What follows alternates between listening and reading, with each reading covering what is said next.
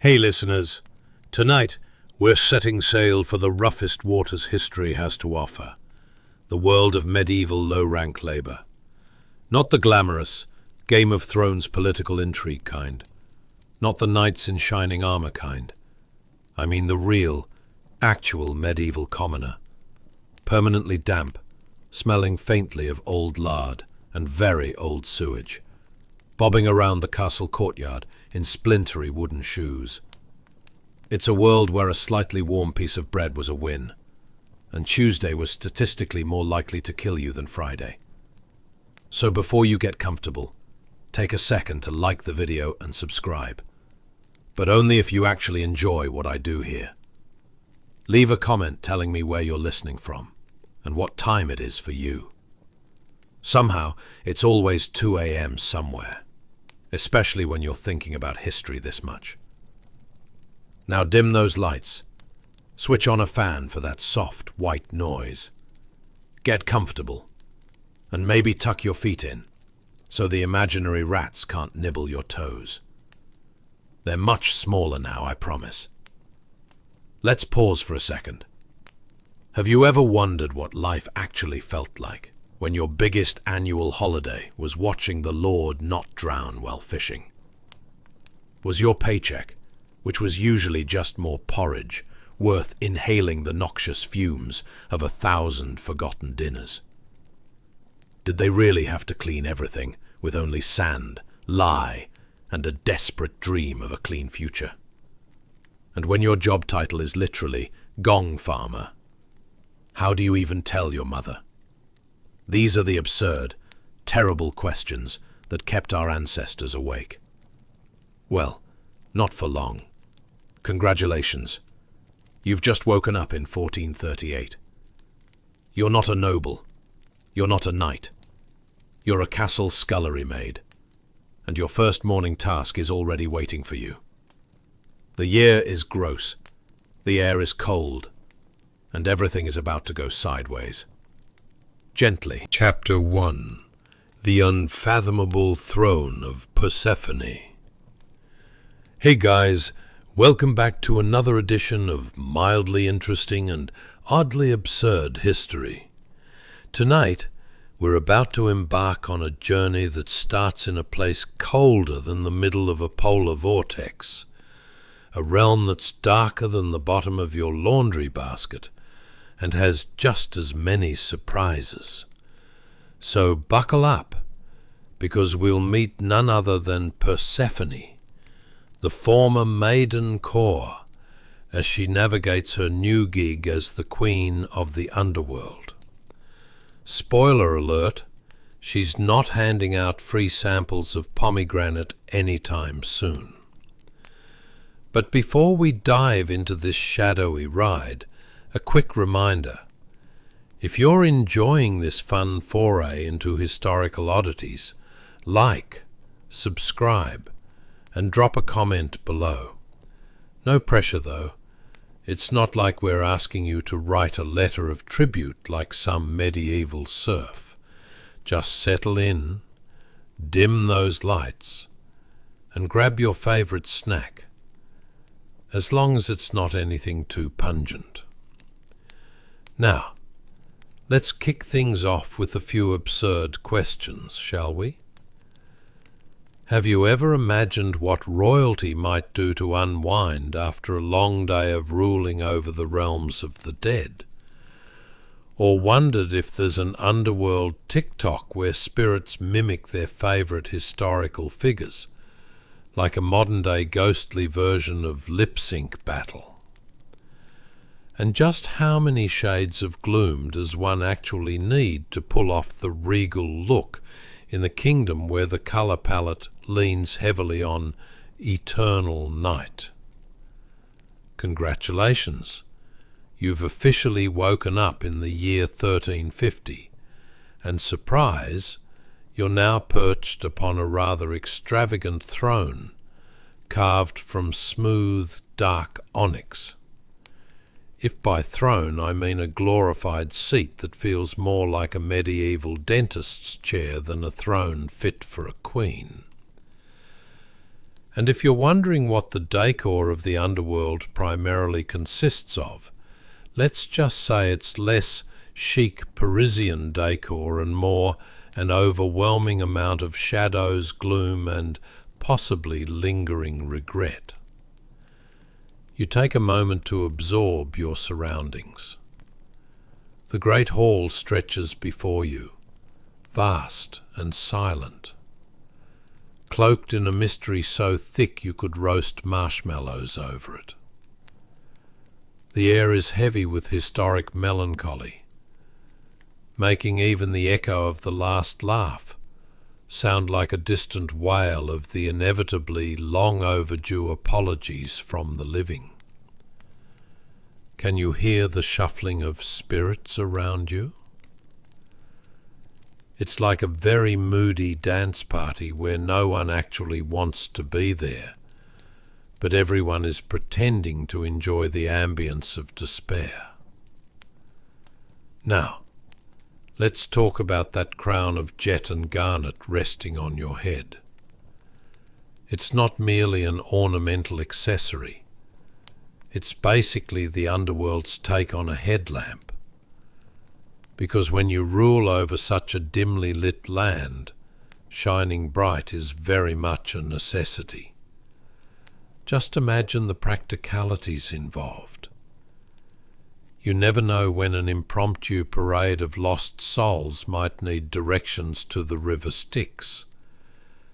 And who better than you, Persephone, to light the way? Here's where it starts to get dicey. What exactly does a goddess, allegedly all-powerful and now saddled with the burden of ruling the dead, do on her downtime? As you settle into this underwhelming but grand role, you might find yourself wondering about the perks that are conspicuously absent. Do you get free room service? A personal ghost bard to serenade you with tales of heroic exploits, albeit slightly exaggerated? Or do you just sit here and ponder existential dread, while the spirits whirl around you like the leftovers of a bad dinner party? In your new role, duality becomes your unexpected muse. One moment you're navigating the tragedies and tribulations of lives once lived, busy working out the logistics of their afterlives, and next, you're practically clutching your sides with laughter as you think of new and creative ways to trick the living into believing they've gotten away with something. Oh, you stole my last pomegranate. Enjoy your trip to the underworld, Bob. And don't forget to bring your sense of humor. It's mandatory down here. But let's not forget about the infestation of lost souls that clings to the very fabric of your domain. It's like running a bed and breakfast with no checkout time.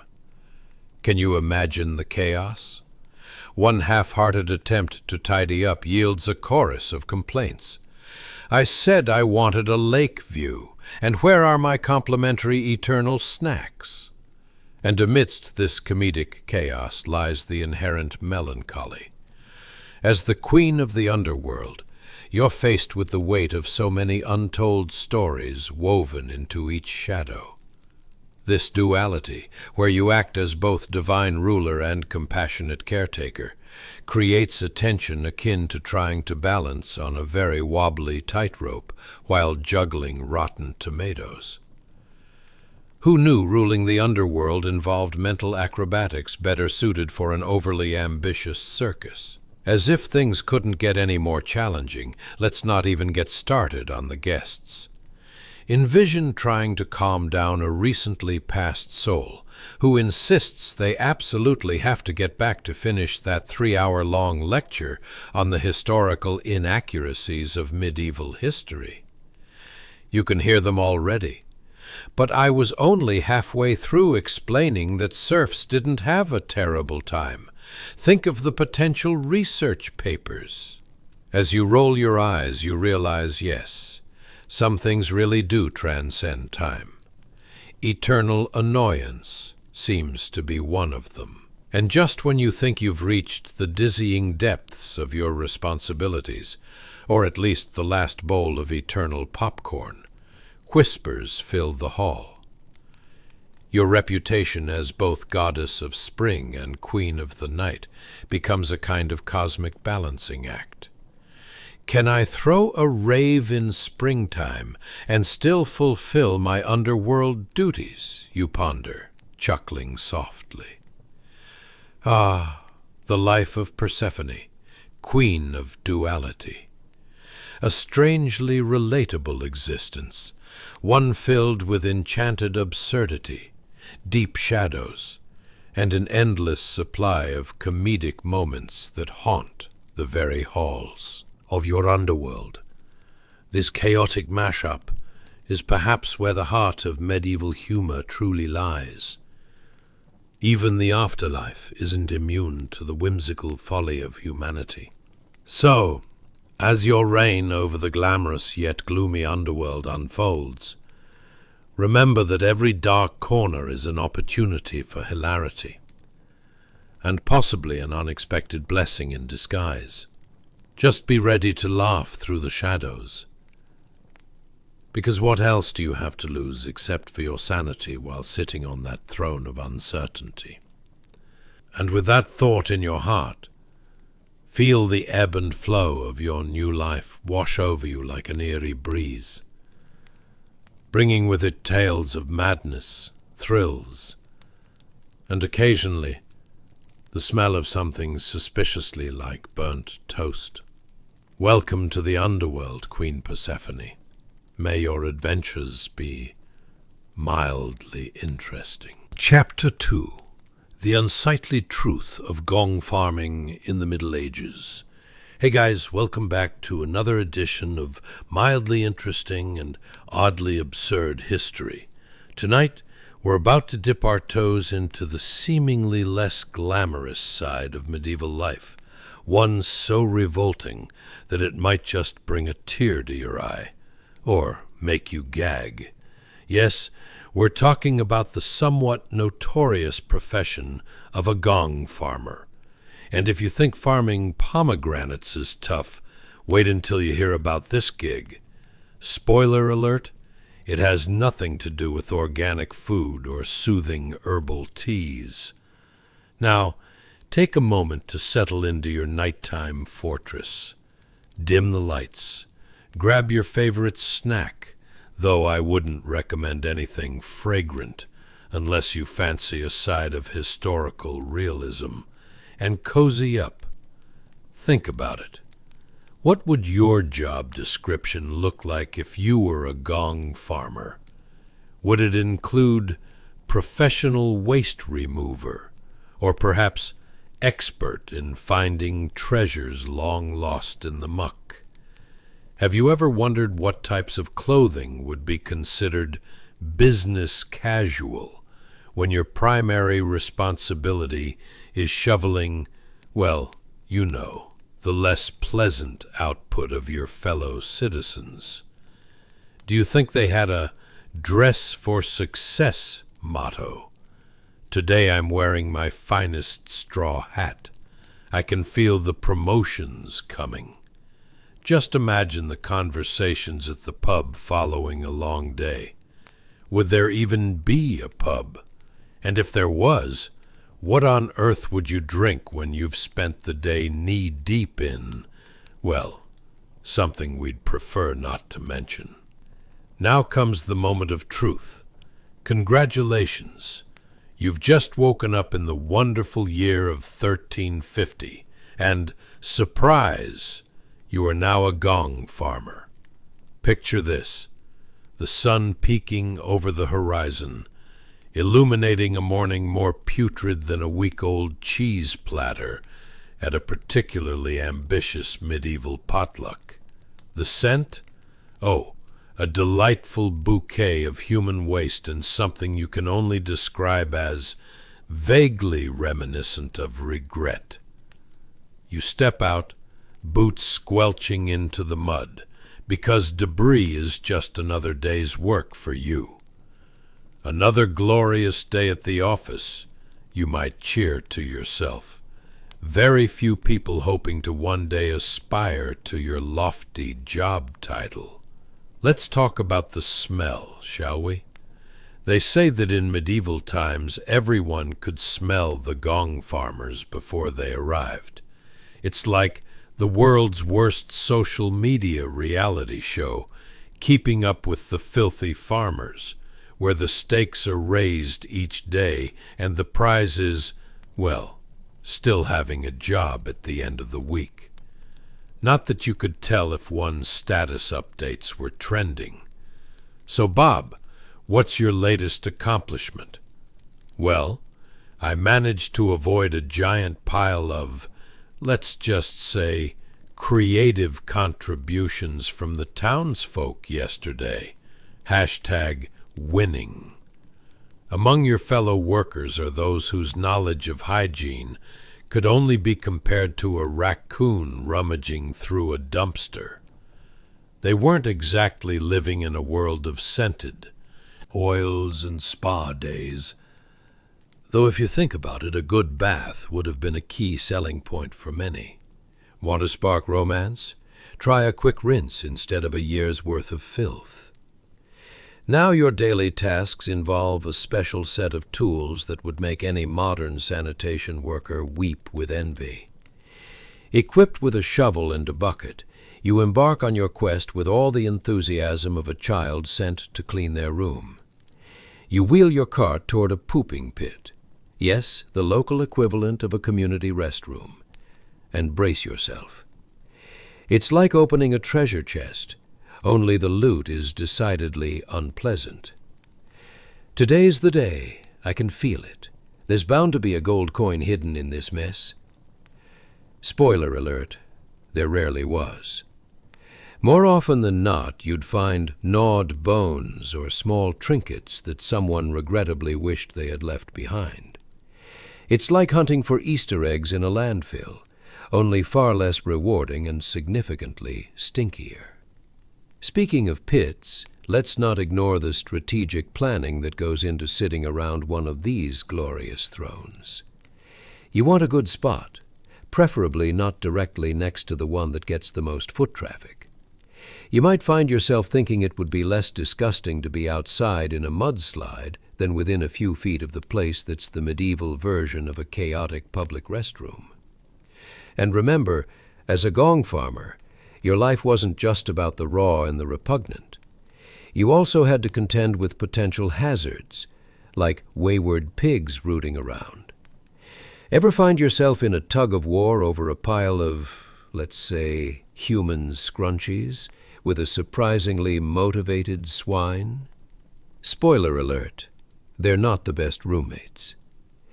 It's not quite Hogwarts, is it? Now, let's take a moment to appreciate the social dynamics at play here. Imagine trying to build relationships when, "Hey, what do you do?" yields the charming response, "I handle the aftermath of human existence." Good luck landing that dinner date. It's hard to convince a lovely maiden of your charm when you've spent your day adventuring with the reek of nature's unfortunate output. Would you like to come meet my friends? No? Too strong a scent? Found boiling onions to be disappointing?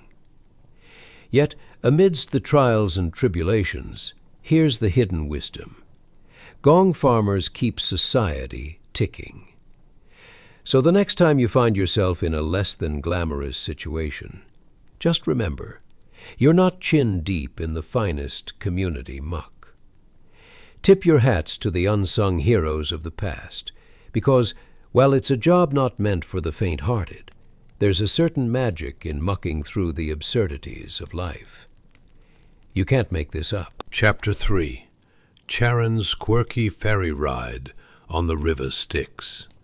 Hey guys, welcome back. Settle in, because tonight we're embarking on a journey across a river you definitely wouldn't want to swim in, unless your idea of a refreshing dip involves skeletons and existential angst. Yes, that's right. We're taking a midnight cruise on the River Styx, led by our haphazard ferryman Charon, And don't worry, I promise this trip will be more entertaining than a medieval court jester with a broken lute. Picture this. You're lying comfortably in your bed as the soothing sounds of water slapping against wood fill your mind. But now, picture a long-bearded fella Charon standing at the helm of his creaking boat. He's not exactly a fitness model. Let's just say if there's a ferry body competition, he wouldn't get beyond the prejudging. So, grab your imaginary life preserver and prepare for a journey that's colder than your aunt's casserole at last Thanksgiving. Now, close your eyes. Can you smell it? No? Good, because it's probably the faint odor of oblivion and indecisiveness, also known as the fragrance of the afterlife. But don't fret. Charon's here to take you across to the other side, and for a mere coin, you can experience what the afterlife has to offer. Ever wondered how many souls would be waiting at a ferry terminal if death operated like a trendy subway system?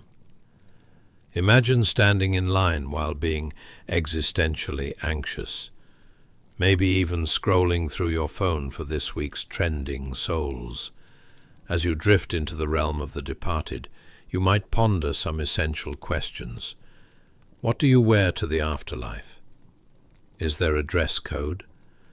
Are the fashionable shades of the underworld really all black? Or is it more of a whatever you can find in the depths of despair look? And how does one spend eternity? Is it like a never-ending episode of that 70s show, but with less laughter and more ghostly shouting? Congratulations!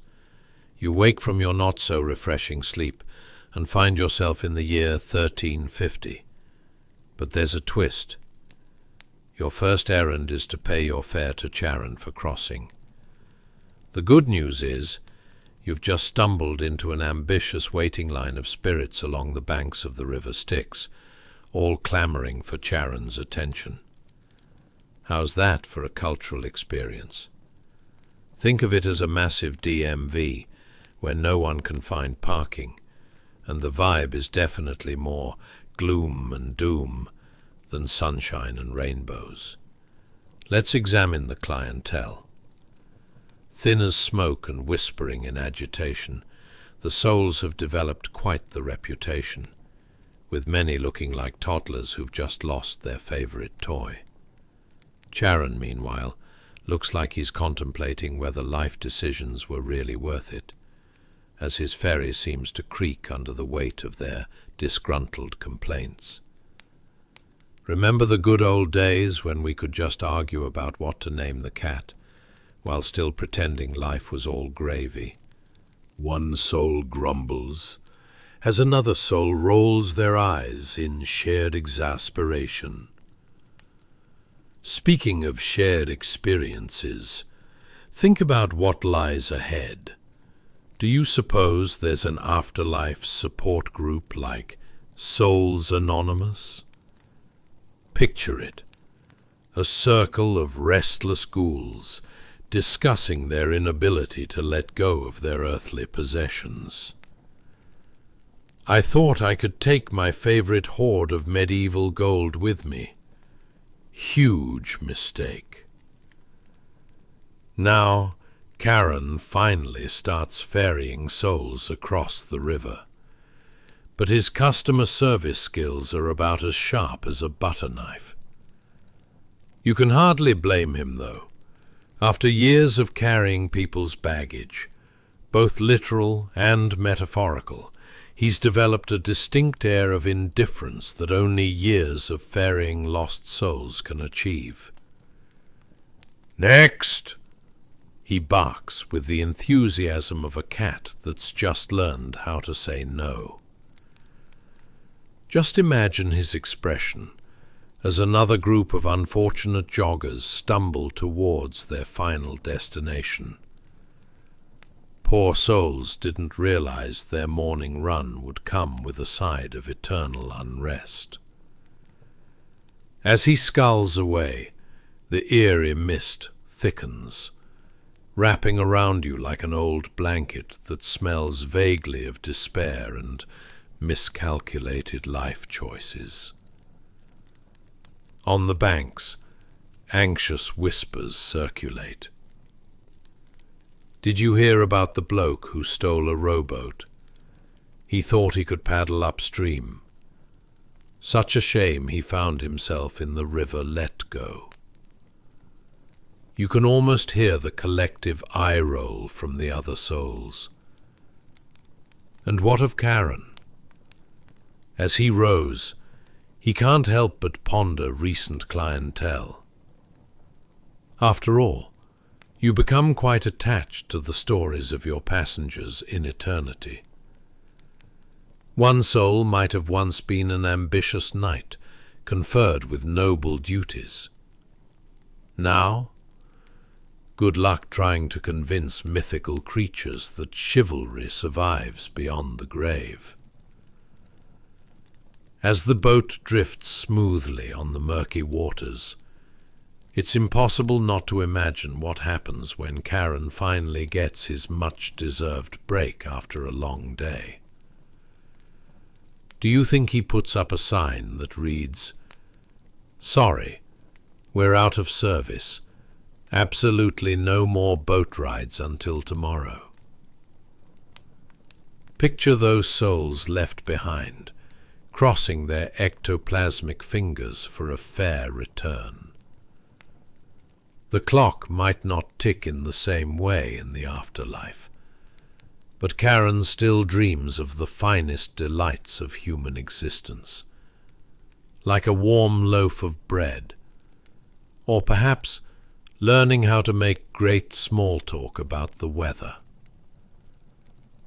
Weather was always a hit, right? You never have to explain that global warming doesn't extend to the afterlife.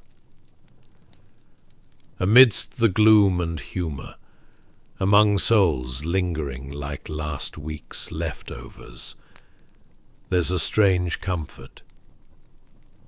Yes, life can be a jumbled mix of academic courses in chaos, but there's a kind of camaraderie amongst the departed. So, as you ponder your own unfulfilled dreams and regrets that may have followed you to this dubious afterlife, remember this: if Karen can keep rowing, then perhaps you too can face whatever absurd journey the universe throws your way. After all, you can't make this up. Chapter 4. Cerberus, the grease-stained guardian of the gates. Hey guys, welcome back. Tonight, we dive deeper into the shadowy corners of the underworld, settling down next to a rather peculiar figure, Cerberus, the three-headed hound of Hades. Now, this isn't your average barky boy. No, this canine guardian resembles more of a kitchen accident than a monster, with fur matted from ancient kitchen grease. Seriously, can you imagine the aromas wafting off him?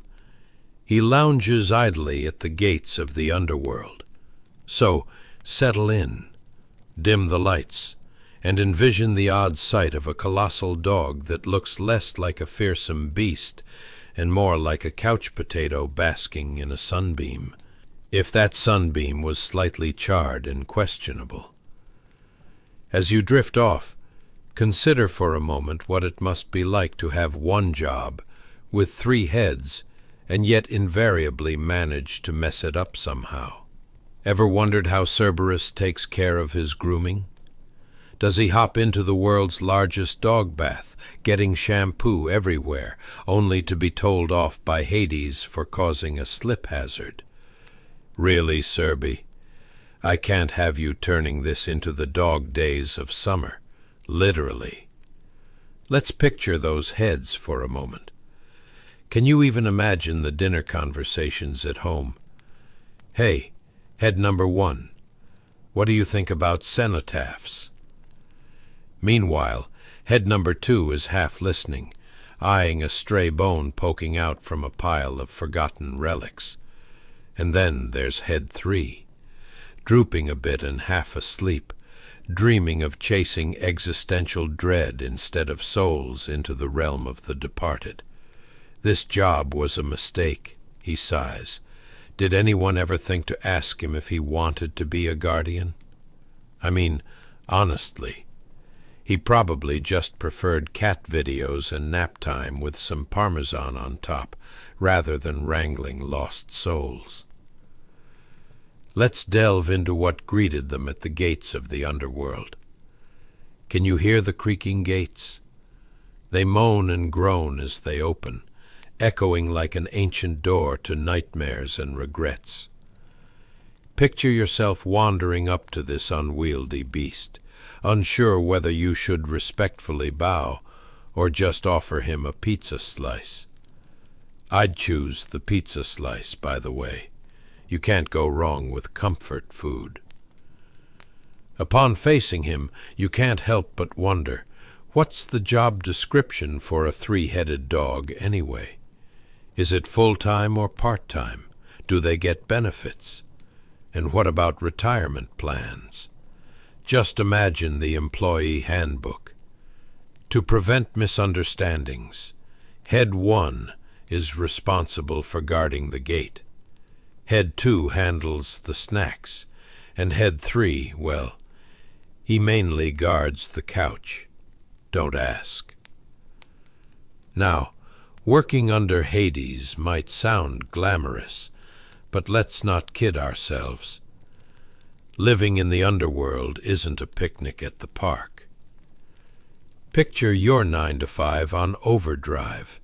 Would you like to deal with moaning souls, the occasional errant shade trying to escape, and a ruler who's openly known for his fiery temper? It's like being stuck in a never-ending conference call in a damp basement. Sure, it's cozy, but really, does the Wi-Fi have to be this miserable? And talk about awkward small talk. Often ghosts appear and overwhelm you with the melodrama of their unfinished business. I regretted my life decision to not invest in stocks. And now I'm here, stuck in limbo, one lamented to Cerberus. I mean, come on, maybe he just wanted to know how to successfully retrieve his last slice of pizza, rather than engage in a lengthy coaching session. But let's take a step back. Can you visualize the job interviews for Cerberus? So, you're a 3-headed dog with 0 customer service experience, yet you plan to guard the underworld. How do you handle difficult customers? Silence. Some heavenly bureaucrat might have already been reconsidering their life choices. Honestly, I just tell them not to bark up the wrong tree, and I mean that literally. It's a bit of a rough neighborhood. Another important question arises. How does one eat as a 3-headed entity? Do you each get your own treat, you might wonder? And picture Head 1 arguing he deserves the steak, while Head 2 insists on the pizza, and Head 3 just wants a few pats on the head. Meanwhile, Hades is peering over, wondering whether his most loyal guardian can multitask while dealing with 3 different cravings. It's a food fight waiting to happen, but on the greasier side of life. Let's return to the gates, where visitors like you might try to foil Cerberus's watchful gaze.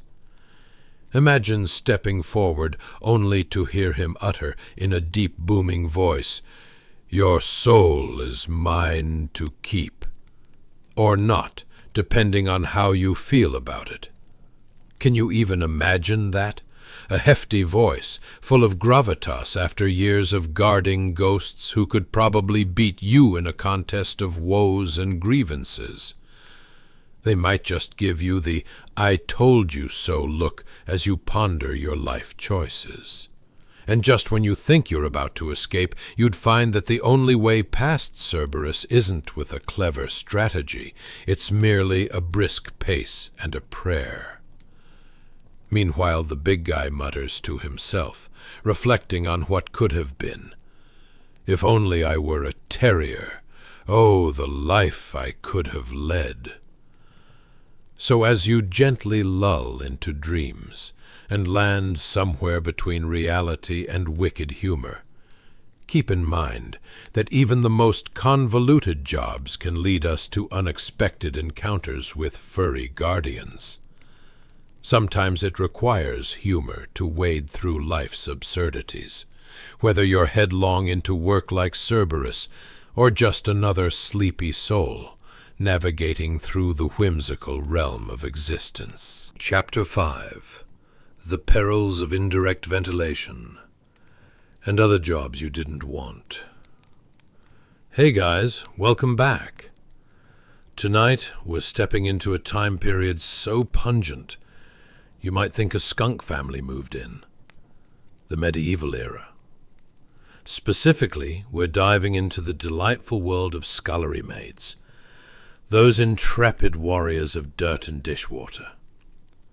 So, buckle up, dim those lights, and prepare for a cerebral journey where washing dishes is like battling a medieval dragon, but with less glory and more sogginess.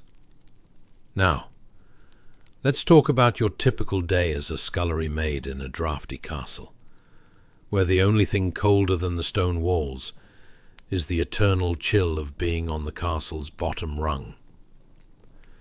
Have you ever wondered what it's like to scrub dishes in a kitchen so smoky that charcoal might as well have been your facial moisturizer? Or how about attempting to coax a flame from damp kindling, as futile as convincing your cat to take a bath? And let's not forget about the splinters, because nothing says fun day like numb fingers and the constant threat of tiny splinters stabbing into your hand at every turn. As you wander into the kitchen, your feet meet a floor made of rough flagstones, cold enough to make you reconsider every life choice that led to this point. You're barefoot and wearing a coarse, damp wool shift that clings uncomfortably to your skin. It's kind of like being wrapped in a ticking time bomb of itchiness. The hearth in front of you is more stone than warmth, and you realize this is the point in the story where someone might happily trade their left hand for a good pair of socks. You stoop down, hands trembling, as you attempt to ignite some damp kindling that tries harder to smolder than a grumpy uncle at a family gathering. Picture this. As you coax a fragile flame to life, the thought bubbles up. What were the alternatives? Was there a medieval job fair? And if so, did this ever come up in the interview? So, what interests you about diving headfirst into dishwashing with a side of existential dread? You might roll your eyes at the absurdity, except you don't have the luxury of eye-rolling when you're wrestling with the stove that smells like yesterday's stew and misunderstood life choices. As the kindling reluctantly flickers, you can hear the echoes of your fellow kitchen staff arguing loudly about who forgot to make the bread. It's like a medieval version of a sitcom, but instead of witty banter, it's more like, I can't believe the last loaf vanished like my hopes for the weekend. Maybe it went the way of your dreams of one day becoming a knight, or at least having a pet owl. And then there it is, the wafting aroma of burnt bread mixed with that of the innards of a questionable stew left on the fire a tad too long. It's an olfactory offense that could even make the nobles clench their noses in disbelief.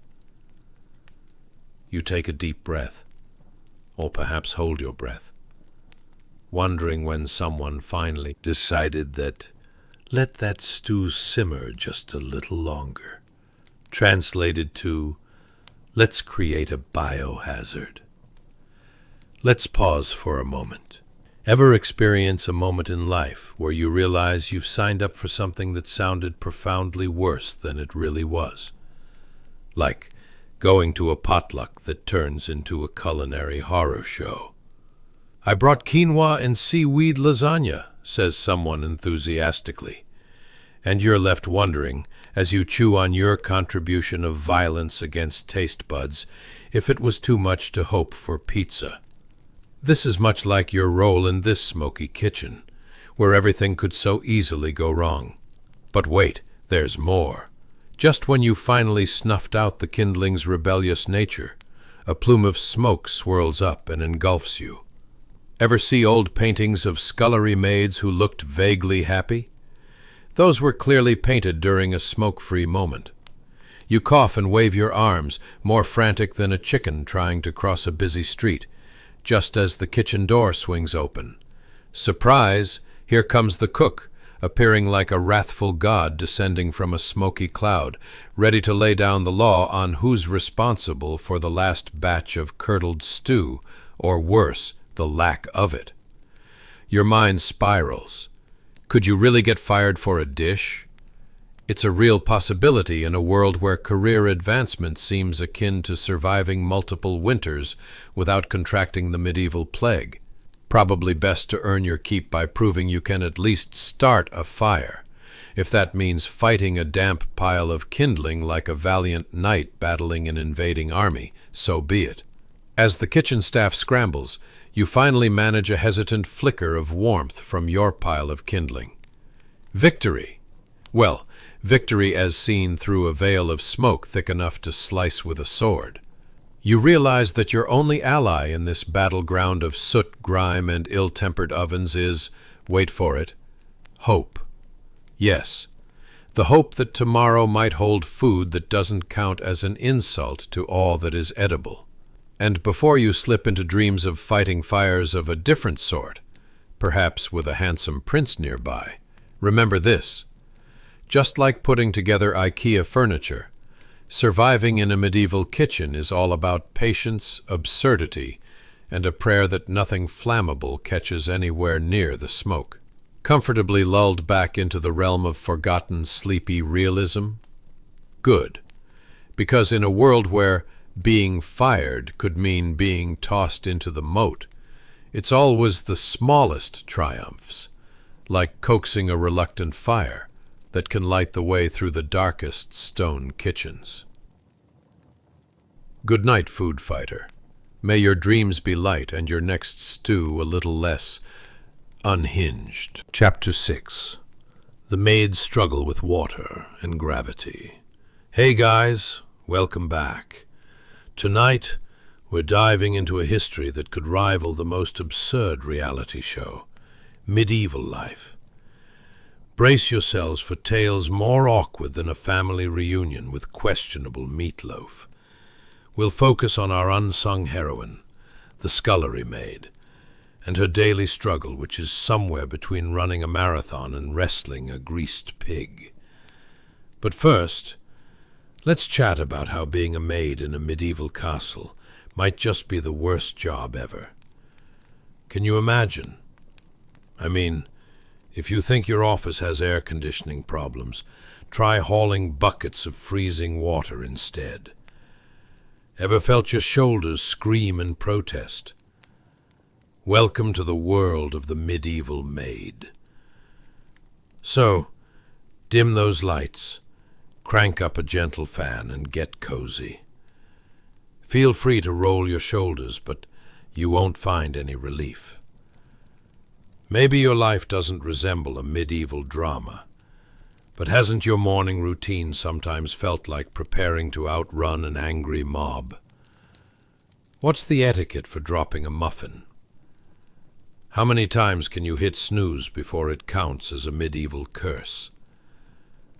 Now sit back and relax, because, congratulations, you've just woken up in the dead of night in a castle circa 1350. And it's about as inviting as a trip to the dentist, minus the goodie bag. The darkness wraps around you thicker than your grandma's knitted sweaters, but there's work to be done. You slip out of the straw-filled bed that doubles as a featherlight pillow for every flea in the castle. Sleepless nights guarantee free entertainment. Now, your day begins with the super-fun task of gathering buckets of water from the well. A chore that sounds simpler than it actually is, much like assembling IKEA furniture without the instructions. Speaking of those wooden buckets, let's take a moment to appreciate what you're dealing with. Two overflowing buckets balanced precariously on a yoke.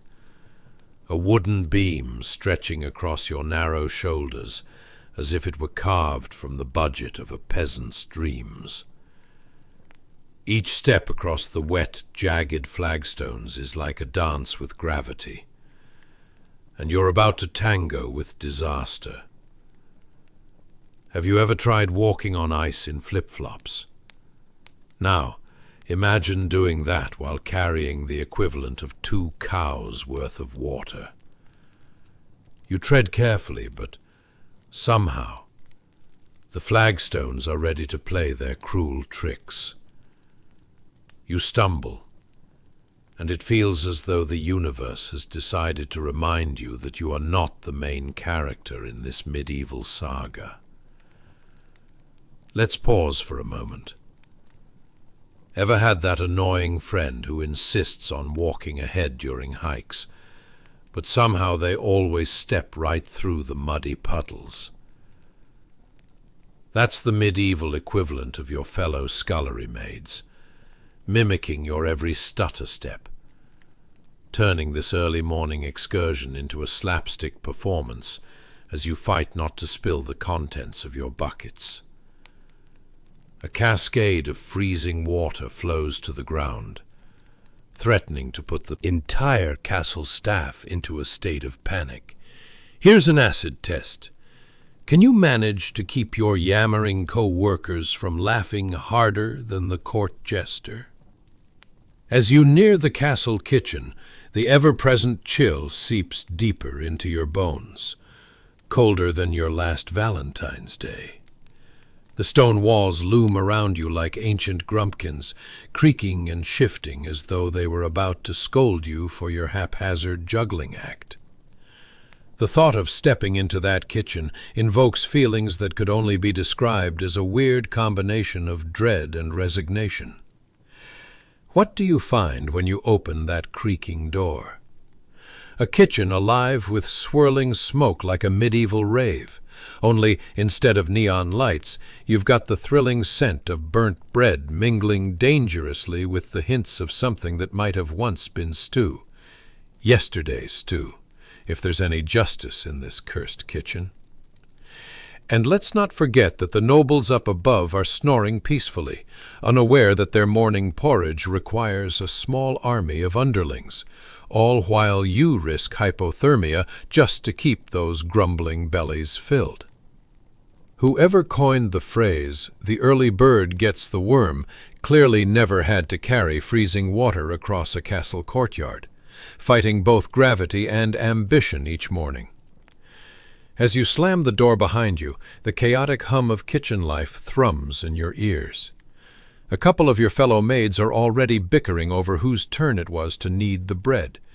It sounds a bit like a sitcom where the punchlines are made entirely of flour and disappointment. You begin to wonder if this is just training for a future career in stand-up comedy. So here you are, comically wrestling with buckets and the realities of working in a kitchen that demands the effort of a trained circus performer. The thought of warm, soft beds feels as foreign as a GPS at a medieval feast. And just as it seems you might emerge victorious, a pumpkin rolls from the counter, expressing even more existential dread than you.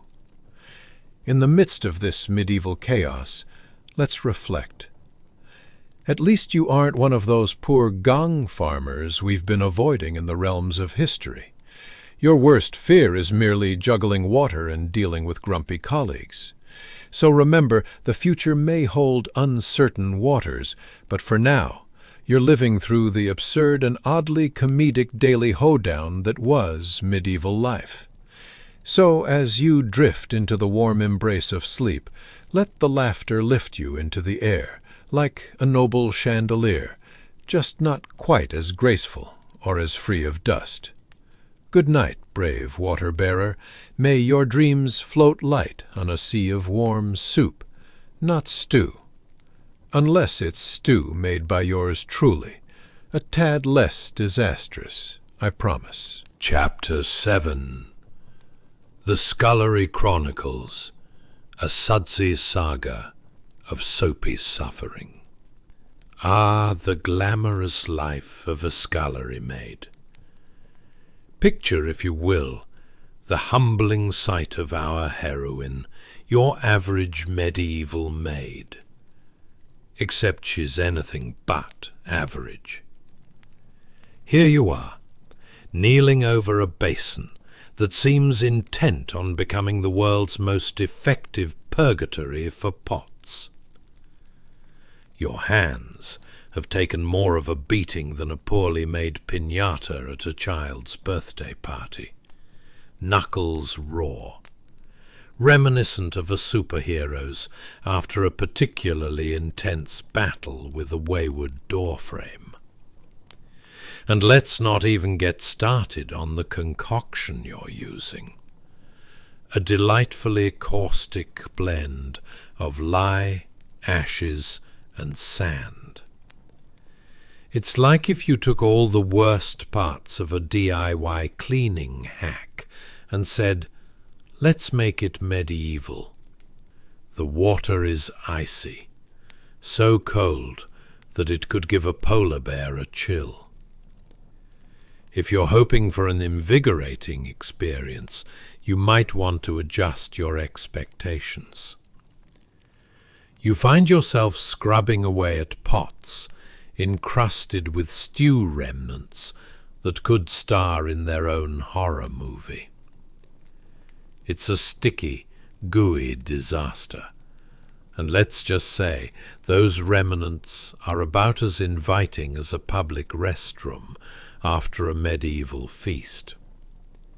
Ever tried to clean a pot that looks like it's been haunted by yesterday's dinner? It's like trying to wipe off a graffiti-covered wall with a used tissue. Good luck with that. If you've ever contemplated the phrase, "Why does my life feel like an endless cycle of washing dishes?" then you've stumbled onto the first clue of the scullery maid's life. Stew pots multiply overnight like gremlins. You can practically hear them plotting to challenge you as you scour at least 20 of them, battling grime as if it were an epic duel for the ages. And that clang of metal against metal, it's the sound of your sanity slipping away, one strike at a time. Imagine this. You dig deep into the basin for a particularly stubborn pot that resembles a relic from a time when the earth was still cooling. And the smell hits you. Yes, indeed, the remnants stand as proud as a knight in shining armour.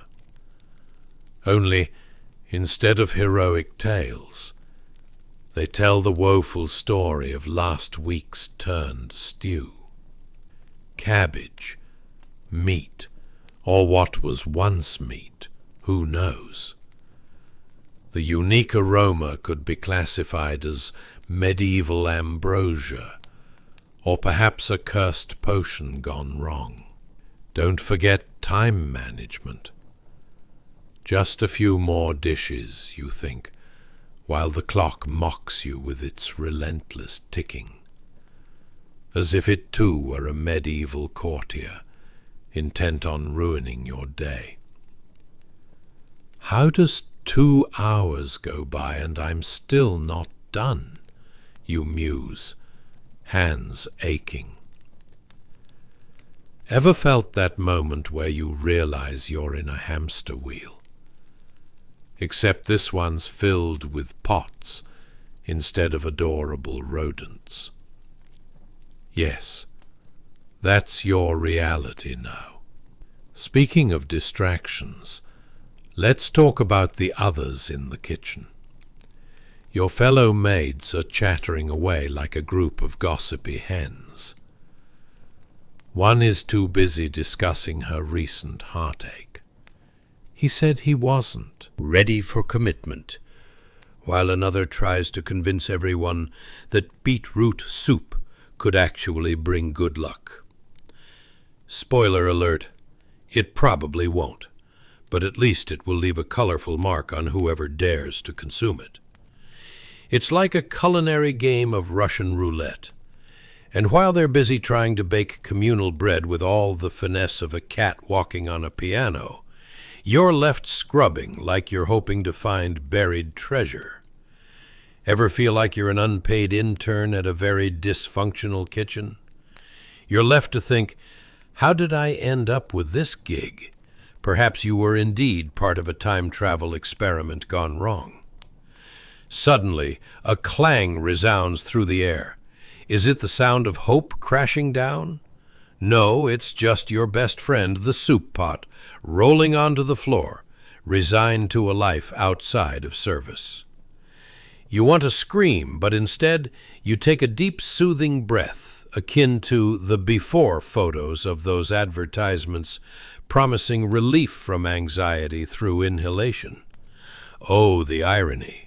And just when you've accepted your fate, you clank down the final pot, a sense of pride surging through you, kind of like finding a $20 bill in an old coat pocket. I did it, you're thinking, a tremendous satisfaction flooding your veins.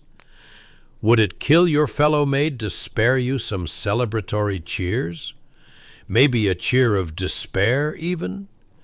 Yet here they are, laughing at the peasants down below who might be feasting on actual food, while you wrestle with the remnants of a hearty beef stew like it's your final boss fight in a video game.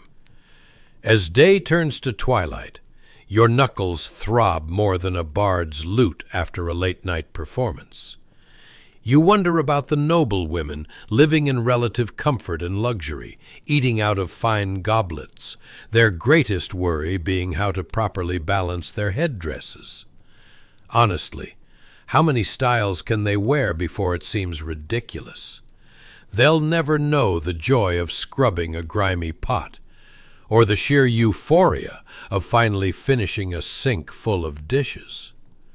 So, breathe it in, dear sleepyhead. Imagine the life of a scullery maid with hands that seem to want to leave the historical narrative altogether. It's not just a job.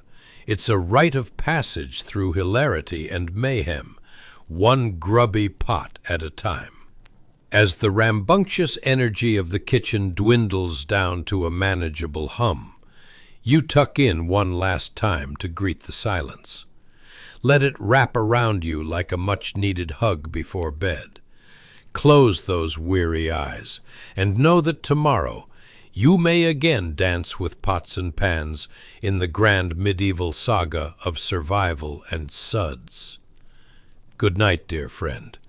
May your dreams be steamy, but not with yesterday's stew. Chapter 8. The Gory Glory of Gong Farming. Hey, guys. Get ready for a ride through history that's about as delightful as accidentally stepping on a nail. Tonight, we're shining a humble light on something that really stinks, literally. Yes, we're diving into the less than glamorous world of medieval gong farming, where your only reward for a day's work was the feeling of filth rising up to greet you like a long-lost relative. But first, let's clear the air a bit. Or perhaps we should say, let's not. Have you ever wondered what it would be like to have a job that makes washing toilets feel like a 5-star spa treatment?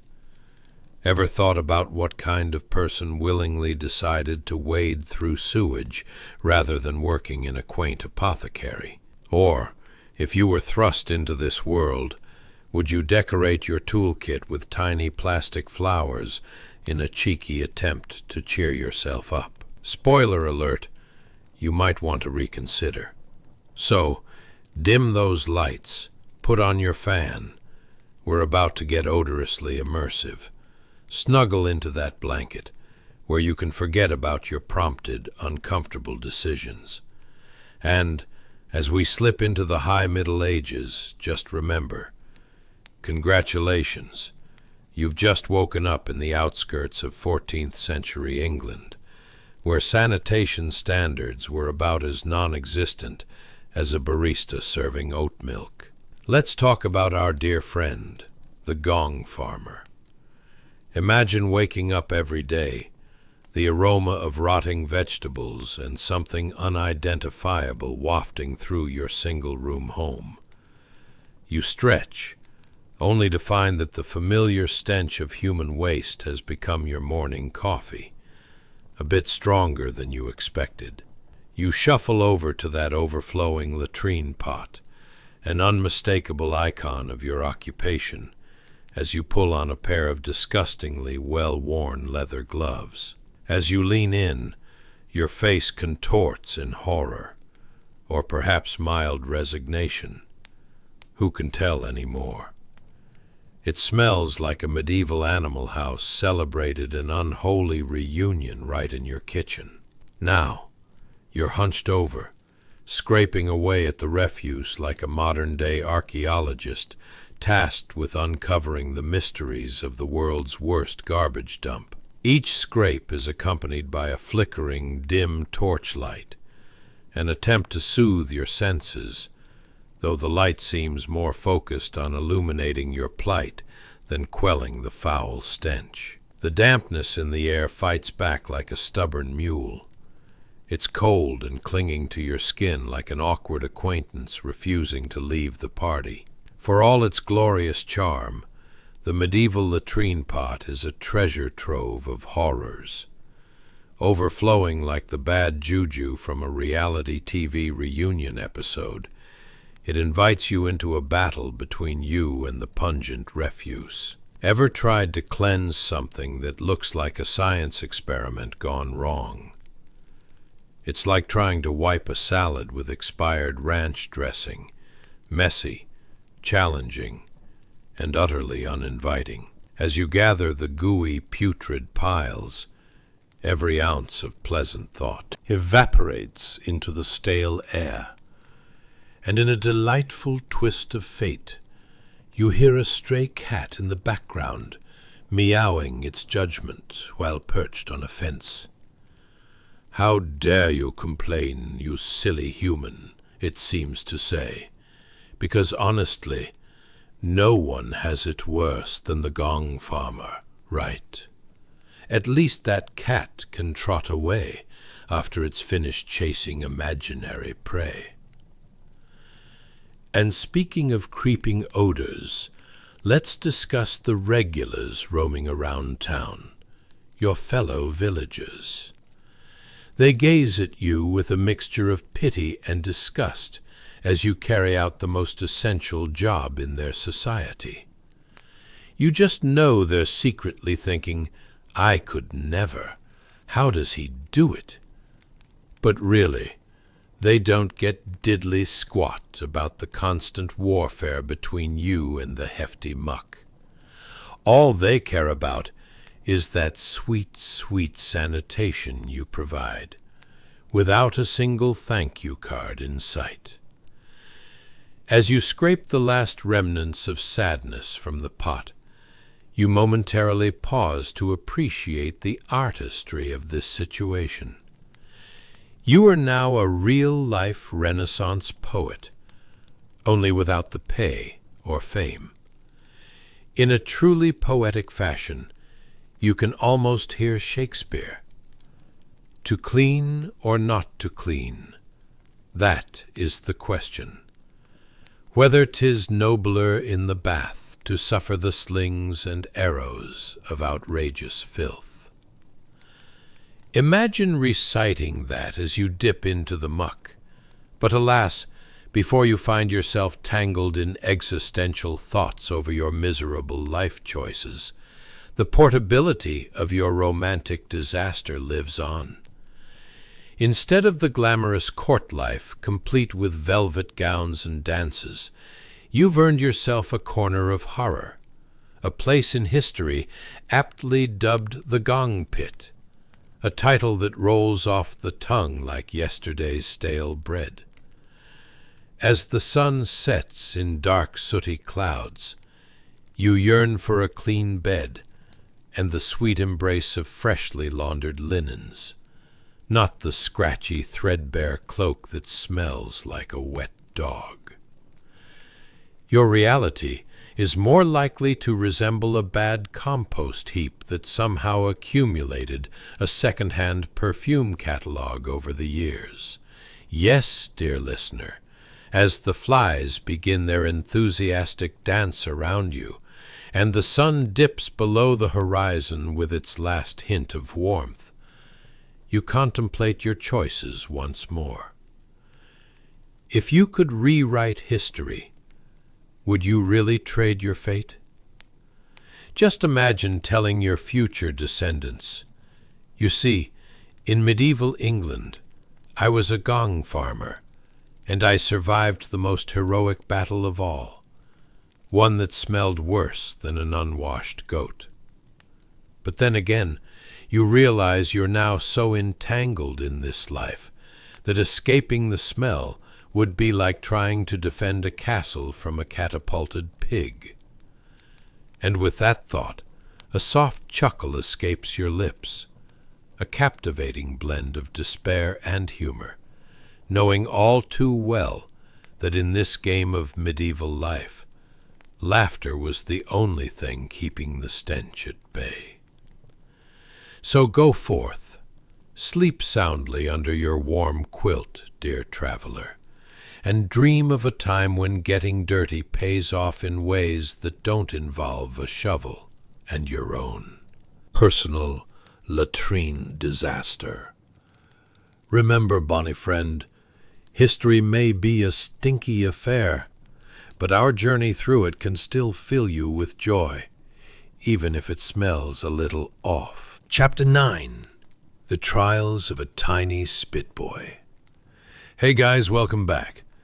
Tonight we're ready to leap into the sizzling world of medieval kitchens, where life is about as glamorous as a butter-covered rock concert.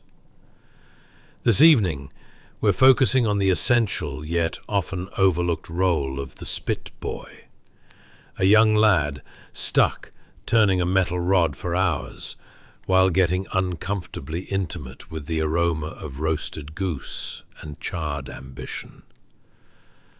Imagine if your daily grind involved standing beside a fire with only a single goal: preventing dinner from tasting like your late cousin Edgar, cosmic calamity and all.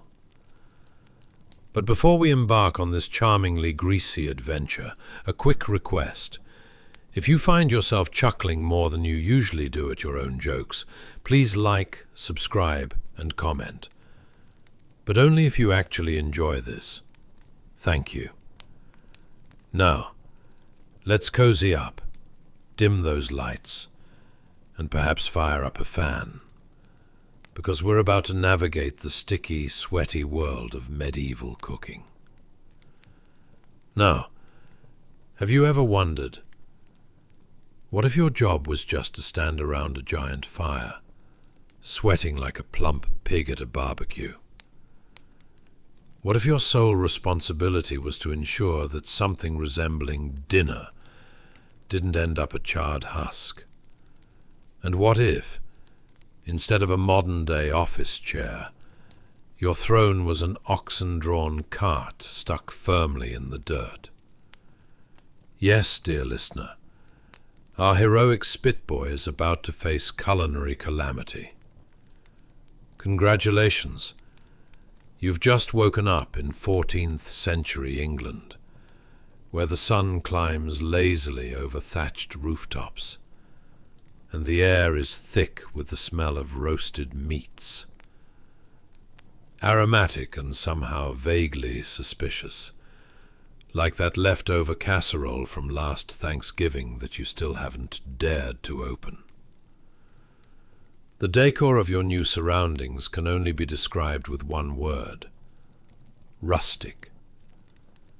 Think rustic in the sense that some would consider it charming, while others might liken it to a ratty barn, complete with a kitchen. Let's talk about your workspace. You stand beside a massive hearth, the center of all medieval culinary endeavors.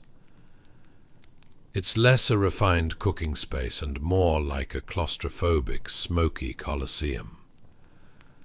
Flames flicker with enthusiasm, belching a billowy plume of warmth that feels like a cozy hug. If that hug were also pushing you toward near suffocation. You're forced to balance your role as a culinary assistant with the ongoing struggle for survival. The spit itself is a long metal rod requiring constant turning. Endless, monotonous turning. Your palm is sweaty, clinging to the metal, and you can feel the heat zapping the last remnants of childhood joy right out of you. Your little arms ache, and the smell. It's a glorious mix of seared goose skin and the faint hint of singeing eyebrows. Each rotation feels like a hopeful prayer. Please, dear meat gods, may I not burn my eyebrows off before dinner is served. Besides the physical toll, there's a psychological climate to address. Do you know that moment when you're doing absolutely nothing but sweating through your wool tunic, and the live audience of your fellow kitchen staff engages in casual banter? It's like being the main act in a circus where no one cares about the main act, only how long it will take for the chicken to be edible. Your colleagues laugh about something, and you can't quite tell which is more irritating, their merry chatter or the sweat rolling down your back, slowly transforming your tunic into a sponge worthy of an ocean dive. Meanwhile, the roasted boar doesn't just stay still. It jostles on the spit, like that one party guest who can't decide whether they want to dance or play air guitar. Each time you approach it with a hopeful gaze, trying to mentally calculate when it'll hit that magical moment of not too raw, not too charred, it taunts you, glistening under the glow of ash and smoke. You could swear it's winking at you. Turn me, or I become a military-grade projectile. Sound a tad melodramatic? It's not when you realize maintaining your post requires the finesse of a juggler on a unicycle while negotiating with a group of starving nobles expecting a feast. Ever tried to balance a conversation about them being too picky while wondering if you'll ever escape the sin of overcooked dinner? You can't, hallelujah, and simmer all at the same time. And don't even get me started on what you can smell from the kitchen door. On a good day, the kitchen smells heavenly. On a bad day, well, let's just say that the question, "What's for dinner?" veers dangerously close to the "what's left of dinner" territory. For a young spitboy, dinner isn't merely a chance to satiate hunger. It's a trial by fire, literally. As the hours tick on like a medieval clock that, let's be honest, is probably made out of rotten vegetables. You contemplate life choices. Would you trade your current profession to join a band of merry minstrels instead? Sure, their lives may be filled with singing and dancing, but would they ever know the bittersweet joy of a great roast? A struggle not only of meat, but the daunting, unending quest for social approval? Perhaps not. Yet even amidst the sweat and near-constant fear of fiery calamity, there's a hint of camaraderie. You bond with fellow spitboys, sharing inside jokes that would make historians groan. Why did the spatula break up with the roast? Because it couldn't handle the heat. Your laughter rings, wobbly and infectious, like that one medieval minstrel trying to make a name for himself with questionable lyrics. And as the day fades into the cozy evening, with the sun sliding behind the fields, you long for a soothing glass of ale, or maybe a cozy bed that doesn't smell like fried meat. You think wistfully of being a noble, enjoying lavish banquets instead of waiting for your own life to become a medieval reality show. But fear not, dear listener. The Spitboy life is about laughter, as much as it is about meat and sweat. So embrace the absurdity, snug under your warm blanket, and let the laughter bring you sweet dreams. A medieval tale where the roast might be a little overdone, but your sense of humor is just right. Chapter 10. A Day in the Life of a Spitboy's Gourmet Nightmare. Hey guys, welcome back. Tonight, we're sliding into a culinary adventure that's stickier than a middle school cafeteria lunch tray.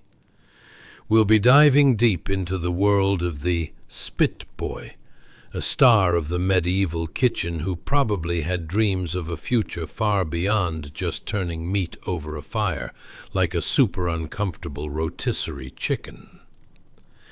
You might be asking yourself, what could possibly be interesting about standing next to a smoking hunk of meat while a gaggle of hungry nobles looks on? Well, my friend, grab a cozy blanket and a pillow, because we're about to embark on a journey through the deliciously absurd as we explore a life so precarious, even the mice are considering unionizing.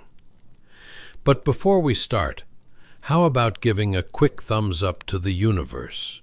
Like, subscribe, and comment, only if you like it, of course, because let's face it, nobody likes being told what to do, except maybe your mom during Thanksgiving dinner.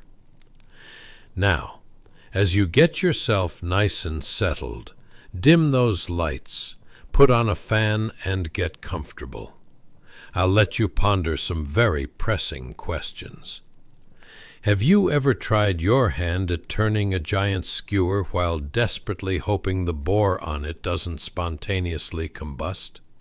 Or how about dodging angry nobles who are way too picky about their meats, almost as if they can sense your every mistake like a hungry hawk eyeing a mouse? Congratulations! You've just woken up in 14th century England, the year when gourmet was defined more by how well you could avoid food poisoning than by any ingredient complexities.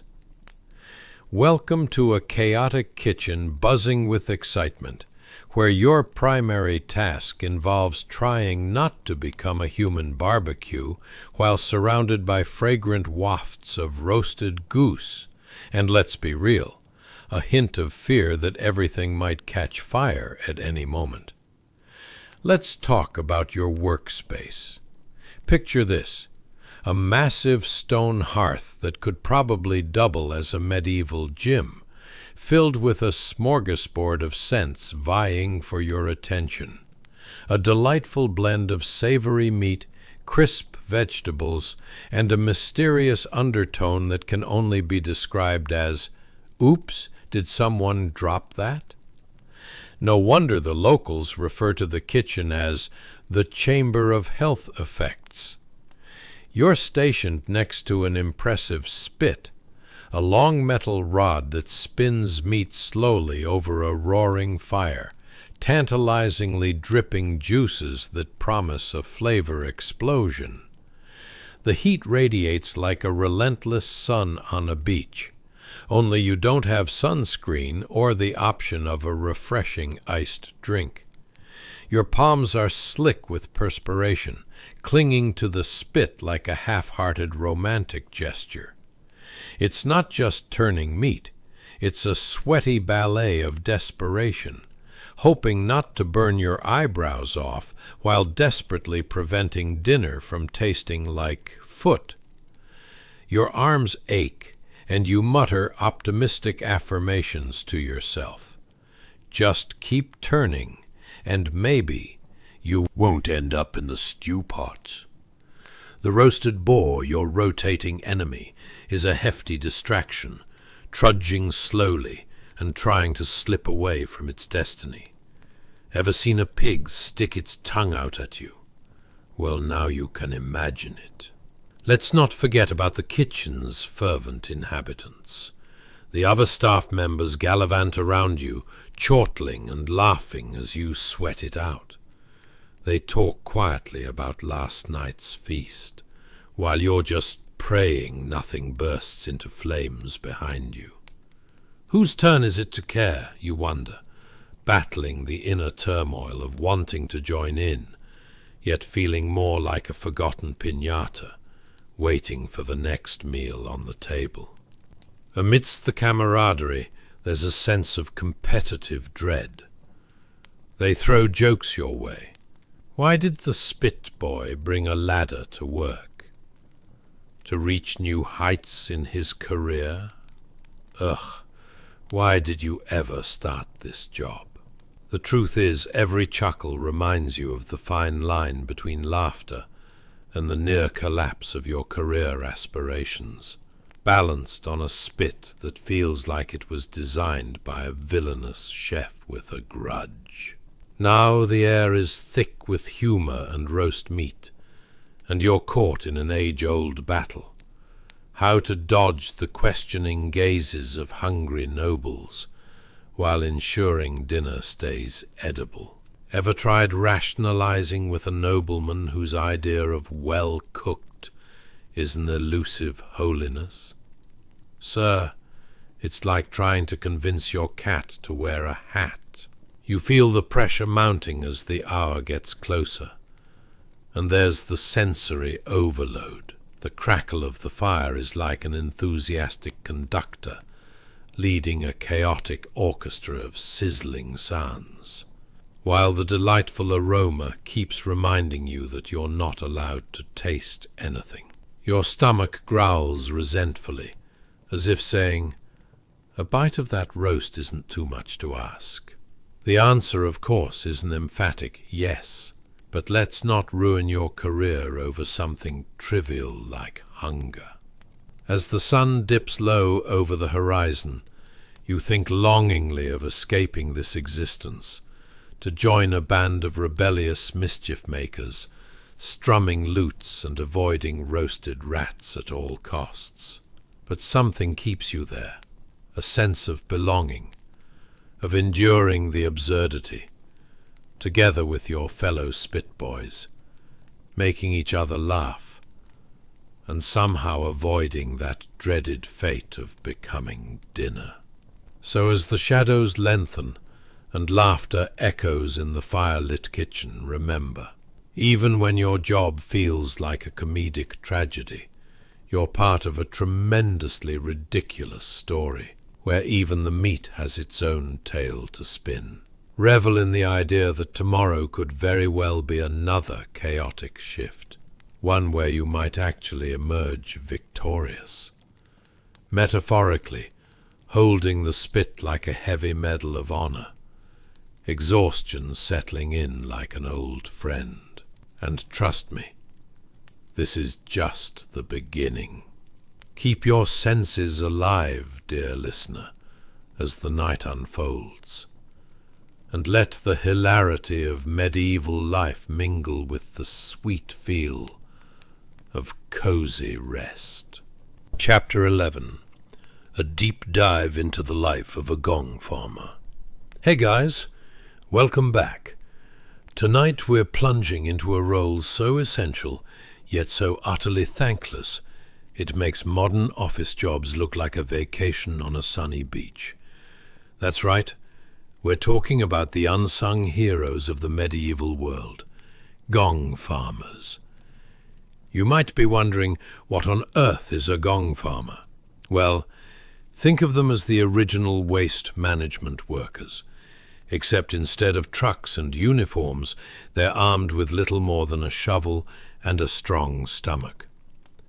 But before we start shoveling, let's give a quick thumbs up to the universe. Feel free to like, subscribe, and comment. Only if you actually enjoy this extraordinary plumbing adventure, of course. Because let's face it, if I had a copper coin for every time someone told me they loved a video just because they were told to, well, I could probably buy myself a fancy medieval banquet. Now, dim those lights, crank up the fan, and settle in. Picture this. Have you ever had a colleague who made every mundane task feel like a lab experiment gone wrong? What if you were that guy scrambling to keep your office plant alive? Ever tried to eat your lunch while dodging the stench of a broken fridge? Trust me, that's not a patch on what our Gong farmer faces every day. Or, how would you feel about descending into a pit of dubious origins, armed only with your wits and a vague agreement with your boss that definitely doesn't include liability? Congratulations. You've just woken up in the 14th century, a time when indoor plumbing was a goldfish dream, and the expression, "that smells questionable," was an understatement for the ages. So let's talk about the typical start to your day in the life of a Gong farmer. You're shaking off sleep, your head still heavy with the fog of last night's dinner of questionable fish stew, so questionably fishy that it almost swam off your plate. You get out of bed, which feels like a formidable fortress made of hay, only to greet the morning with a deep breath of pure regret. The air is thick with the scent of, well, let's say things are pungent enough to make even the strongest medieval ale feel like a pleasant summer breeze. You throw on your wool uniform, a magnificent suit that rivals the smell of 1,000 wet dogs, and then some. Picture yourself in oversized woolen clothing that feels like you rolled around in a petting zoo for a week. There's nothing like starting your day by suffocating under the weight of heavy, reeking fabric, while trying to convince yourself that you'll smell better as soon as you step outside. Spoiler alert, you won't. Now, it's time to embark on your daily descent into the bowels of society. You grab a rope and a rickety ladder, both appearing as if they doubled as props in a particularly terrifying horror play. After a deep, fortifying breath, let's face it, you might be about to breathe in a delightful concoction of rotting vegetables and something locals whisper about only in frightened murmurs. You step closer to the very abyss of foulness. Climbing down isn't like entering a typical workday. Not at all. As you descend, the suffocating smell of fermented despair and sewage hits you like a brick wall, one that no amount of hand sanitizer could ever wash away. Your boots squelch on the moist slope of waste because, heaven forbid, you'd ever hope for a dry shoe in this job. Twice you almost slip, and you wonder if the term ground floor always had such an ironic ring to it. Once at the bottom, you're met with darkness that would make even the bravest knights second-guess their life choices. It's so dark down there that you could convince someone it's the secret lair of the local villain, if that villain were an exceptionally unfunny practical joker named Stenchbeard. Your only companions are the shadows, and you imagine them giggling at the absurdity of your situation. Is this what my life has come to? You ponder. Just then, Your best shovel friend, whom you affectionately named Shovel McGag, nudges you forward as if to say, "Hang in there. We've got gunk to excavate." So what's on the agenda? Well, maneuvering through a river of filth and questionable organic material, of course.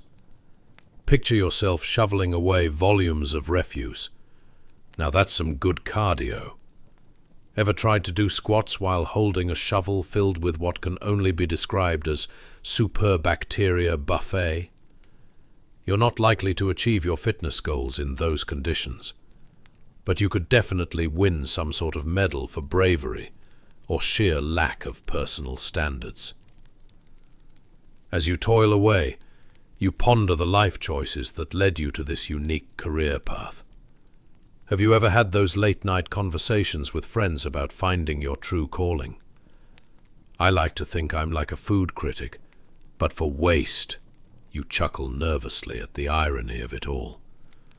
Nowhere in your high school guidance counselor's pamphlet did it mention the glamorous life of a gong farmer, right?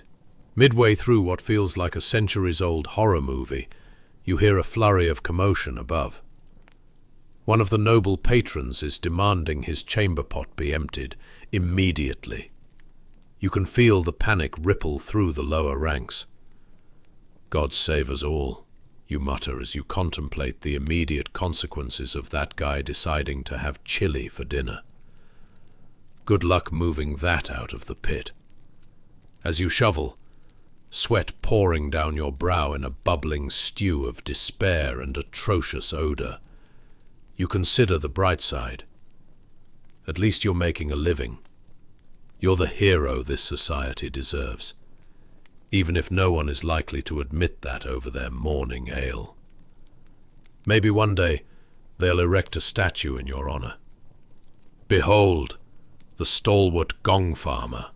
You take a break, leaning on your shovel, gazing at the wave of happy filth ahead.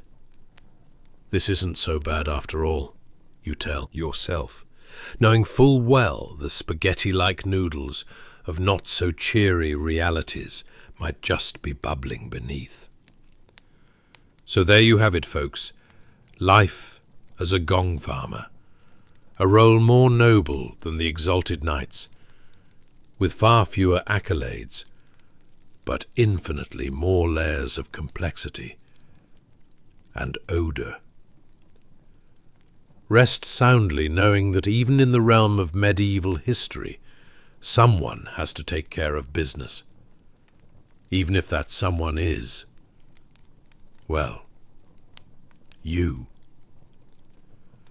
Now, as you emerge from the fetid depths of the cesspit, remember this.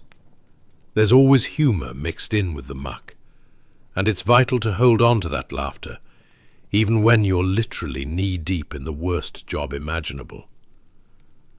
Embrace the absurdity, and keep that spirit alive as the night rolls onward. Chapter 12. A Whiff of Folly. The Midnight Journey of a Gong Farmer. Hey guys, welcome back. Tonight, we're entering an olfactory nightmare that'll tickle your funny bone while we navigate the murky and, let's be honest, quite pungent life of our medieval gong farmer friend. Imagine rolling through your neighborhood in a creaking wooden cart filled to the brim with, let's say, less than pleasant surprises, all under the cover of night. Yes, we're venturing into the world of night soil. And just so you know, you didn't miss the bathroom bingo game. We're diving straight into the very foundation of medieval waste management. First things first, give yourself a pat on the back. You're about to embark on a journey so groan-inducing it makes your last office potluck look like a Michelin-starred feast. But let's keep it light. Feel free to like, subscribe, and drop a humorous comment. Only if you enjoy this earthy escapade, of course. After all, Who wouldn't want a chance to share the joys of stinky historical careers over a lavish, unseemly feast of fermented fish? Now, dim those lights, crank up that delightful noise machine, and nestle in. Picture this. Have you ever had a particularly disastrous roommate situation? Like when they decide to microwave seafood at 2 a.m. while you're desperately trying to get some beauty sleep. Imagine, if you will, being that roommate and multiplying it by 1,000. And that's every night for our Gong farmer rolling through the village. Congratulations. You've just woken up in the year 1350. And trust me, it's not the midnight snack of your dreams. It's dark. The streets are deserted. And there's an unshakable odor lingering in the air. Like something died. And you get the nagging feeling that it might have been last night's dinner. But fear not, brave gentry. It's just another day, night, on the job for you. So, let's talk about your trusty cart, shall we? This wooden replica of a medieval torture device is about as comfortable as a wedding dress on a roller coaster. As you push it along, it creaks in rhythm with your own internal monologue of despair. The cart's wheels leave tracks in the mud, marking your passage through the village with the grand and glorious stench of night soil. Yes, that's right. You get to pave the streets with the refuse of humanity. How's that for a job perk? It's like laying down a fragrant carpet of regret. Now, imagine yourself dodging puddles of ambiguous origins that quickly form from last week's rain mixed with whatever the village deemed acceptable for disposal. You know that cringe-worthy phrase, "This will only hurt a bit"? Well, as you trudge through the muck, you're all too aware that the mess you're walking through doesn't just hide untold mysteries. It's also a battlefield in your ongoing struggle with your waterproof boots, ensuring they live up to their claims. Spoiler alert. They won't. Oh, and let's not forget the scent.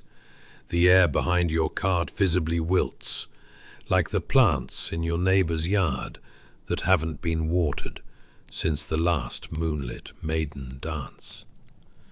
Breathing in deeply is an exercise in heroism, one that makes you question every decision leading to this festive career move. You've got that heavy aroma of spoiled cabbage, an unexpected hint of sour milk, and for that special touch, the undeniable essence of regret wafting through the air. Does it remind you of college parties? Well, congratulations. You're getting a real historical experience. The village is blissfully unaware of your nightly escapades. As you roll past sleepy houses, you fantasize about the luxurious lives of the nobles, tucked away in their lavish beds, enjoying warm pastries, while you haul this olfactory extravaganza. It's tempting to slip a note under their doors, something along the lines of, "Wish you were here, #GongFarmerLife." You continue your journey, grunting your way up a particularly muddy slope, when a quirky neighborhood cat scampers across your path. You glimpse the feline's disgusted expression as it wriggles its nose and abruptly changes its trajectory. deciding that the neighbor's trash heap seems like a five-star hotel compared to the aromatic fun that is your life. If only you knew, you mutter with a wry smile. As if on cue, a loud thud follows you as the cart catches on an unexpected stone, and a chilling sensation runs down your spine. That's right. The local lord has summoned you to empty his chamber pot. Do you want to know how many nightly spells of chili gone wrong you're about to encounter? Spoiler, it's through the roof and about to turn your midnight route into a full-on mythological mess of epic proportions. So there you go, deep in the bowels of history, peeking into the life of a condemned, courageous member of society. Every day, or rather every night, is an adventure that's muddier, stinkier, and more comedic than any office roast. Remember, when you're feeling down about your own mundane tasks, take a moment to appreciate the medieval Gong farmer's spirit. He's brave enough to roll through the muck, keep the village clean, and somehow find humor, even when everything smells less than pleasant. And that, dear friends, is how history emerges from the shadows, with giggles and gags along the way.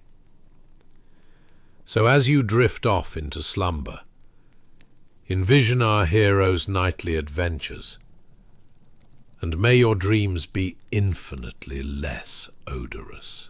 Chapter 13. Flickering Flames and Anxious Apprentices. Hey guys, welcome back. Tonight, we dive into the realm of chilling hallways and flickering candlelight as we navigate the life of a medieval chamberlain's apprentice. A job so low on the totem pole, it might as well have been a stair-step.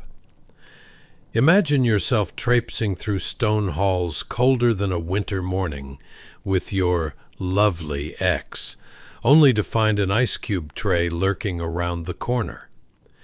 Yes, we are venturing into what can only be described as a series of responsibilities tailored for extreme overachievers, or those who just really, really want to avoid the stink of you-know-who's chamber pot.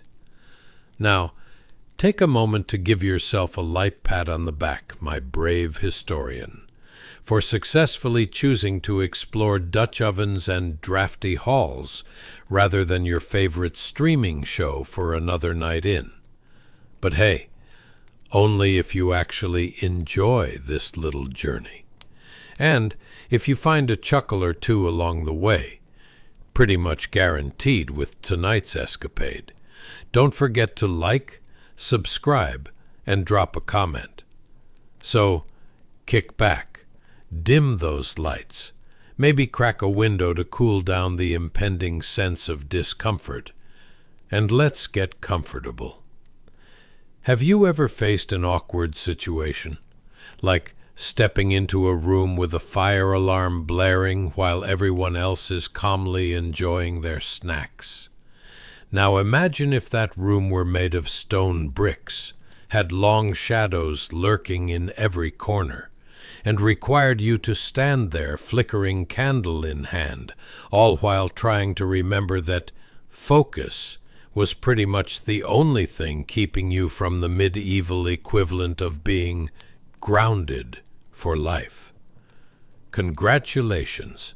You've just woken up in the noble court of 1352. The air is thick with anticipation. Or maybe that's just the stale aroma of the last feast lingering like an unwanted guest. If you've ever been stuck cleaning up after a party, you know exactly what's about to unfold. As you traverse the long and musty halls, think of yourself as a glorified candle carrier, or perhaps more like a spooky ghost in a handmade tunic, stalking the shadows for any hint of mischief. Your hands meticulously cradle those newly minted wax tapers, their flickering flames a beacon of hope, or maybe the odd medieval version of a traffic light. No sudden movements. You're here to transform the dim ambiance into glowiness, not to trigger the Chamberlain's wrath. As you push aside layers of pure cobweb, because really this chamber could qualify as a haunted house, you can only ponder the oddity of life as a Chamberlain's apprentice. What exactly does that title entail? Apprentice sounds far too light. Perhaps you're more of a professional goat herder of flame.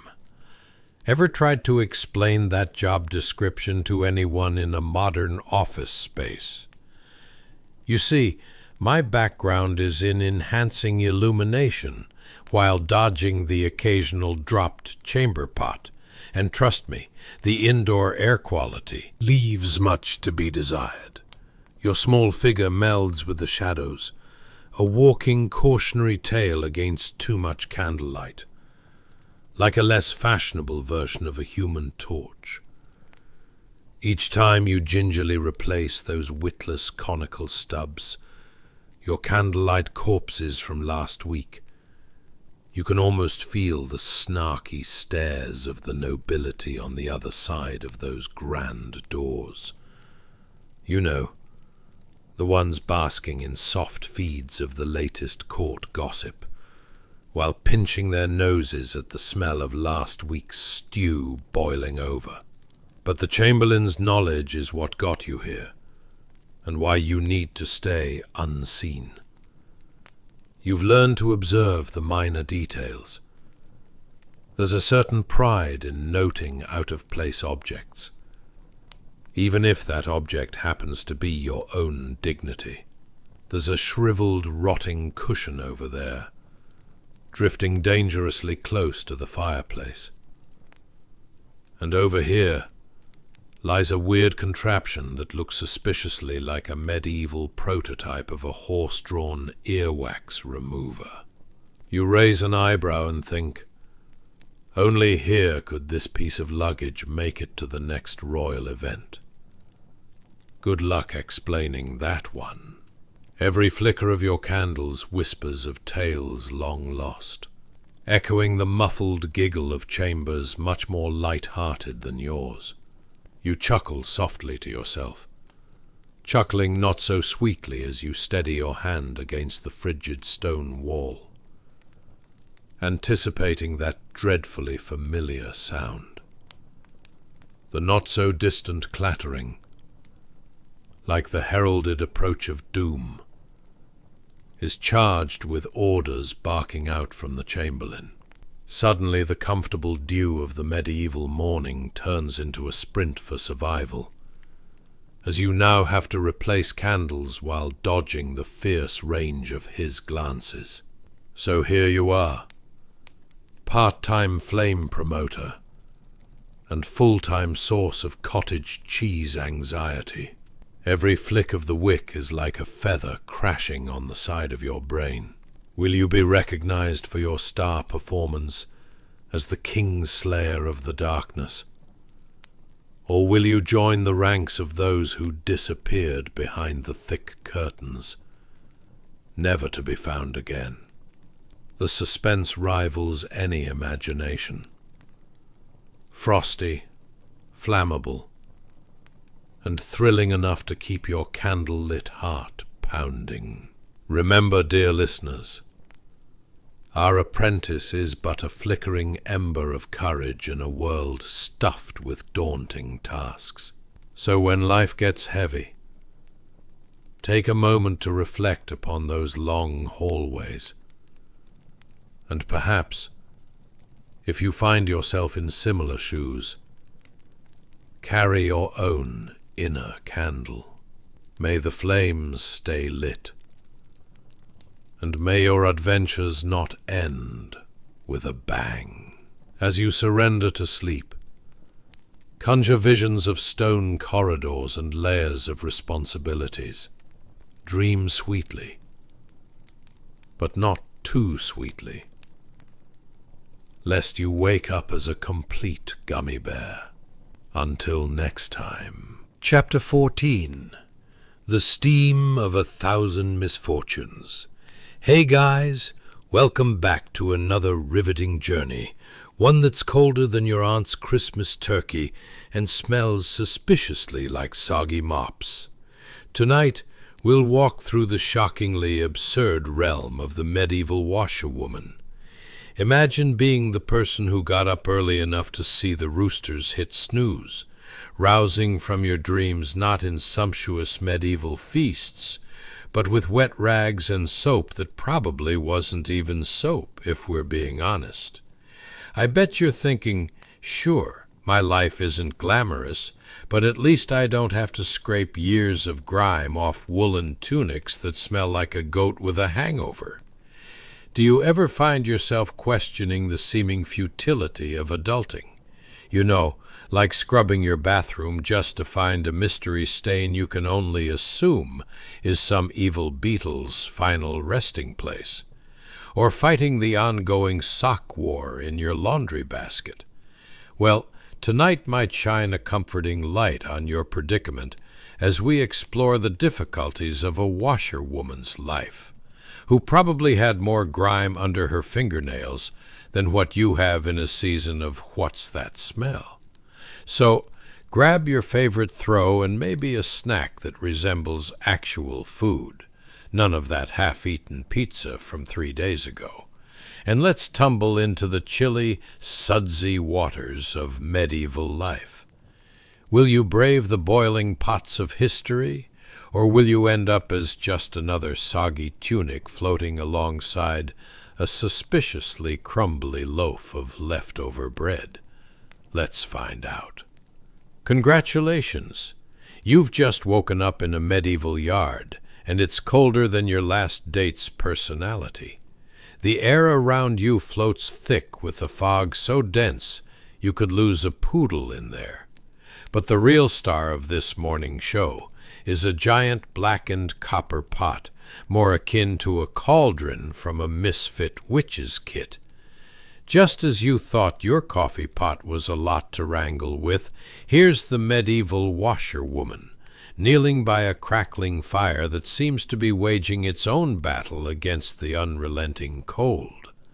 The air is filled with the rich scent of wood smoke, mingling with the not-so-charming aroma of wet wool, a smell akin to a wet dog who just rolled in something unspeakable. Your hands, less than ideal for delicate tasks, are red and raw as you dip them into the simmering water. It's a bit like taking a plunge into a hot tub filled with slightly less charming bath water. Ever tried diving into a pool and discovering it's really just a glorified puddle? Well, consider this medieval magic that leaves your fingers feeling more like popsicles than useful appendages. Not exactly spa day material.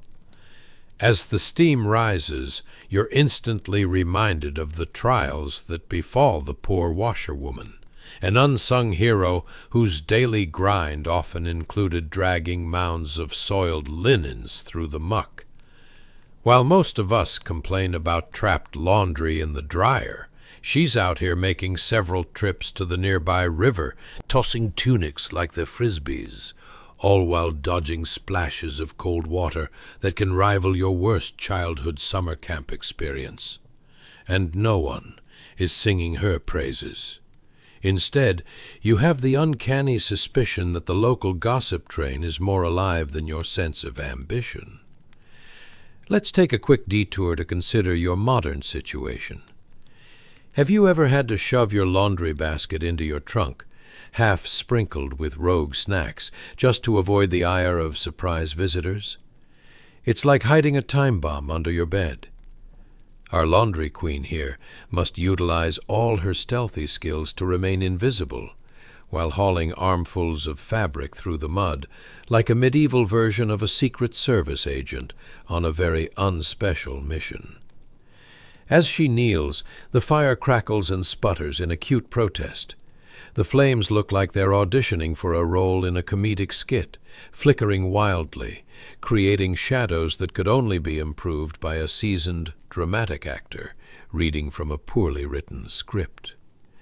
And then there's the dance of the washing items, forcing you to wonder, was there a local talent show for the best outfit for boiling wool? Each splash you make as you plunge those items into the cauldron offers a troubleshooting quiz for your sanity.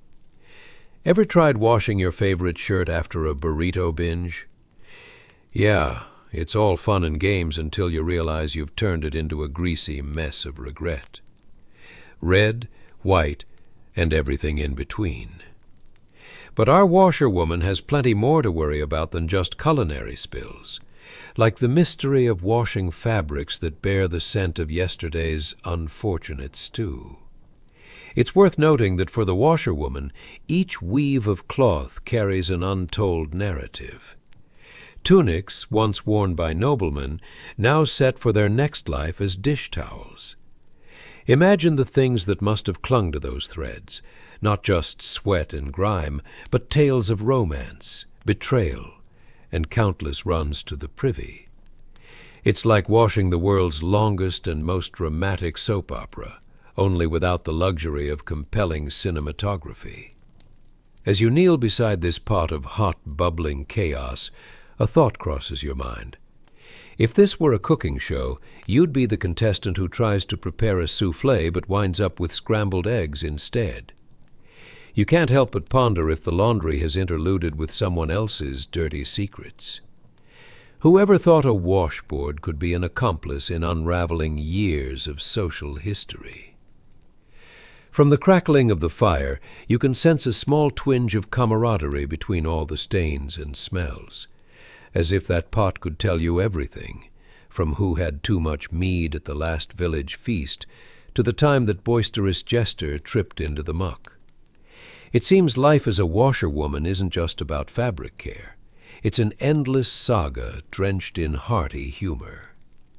And as for our weary washerwoman, if anyone asks her how she feels today, I can only imagine she'll reply, well, it's 60% water, 30% dirt, and 10% sheer determination not to drown in this chaos.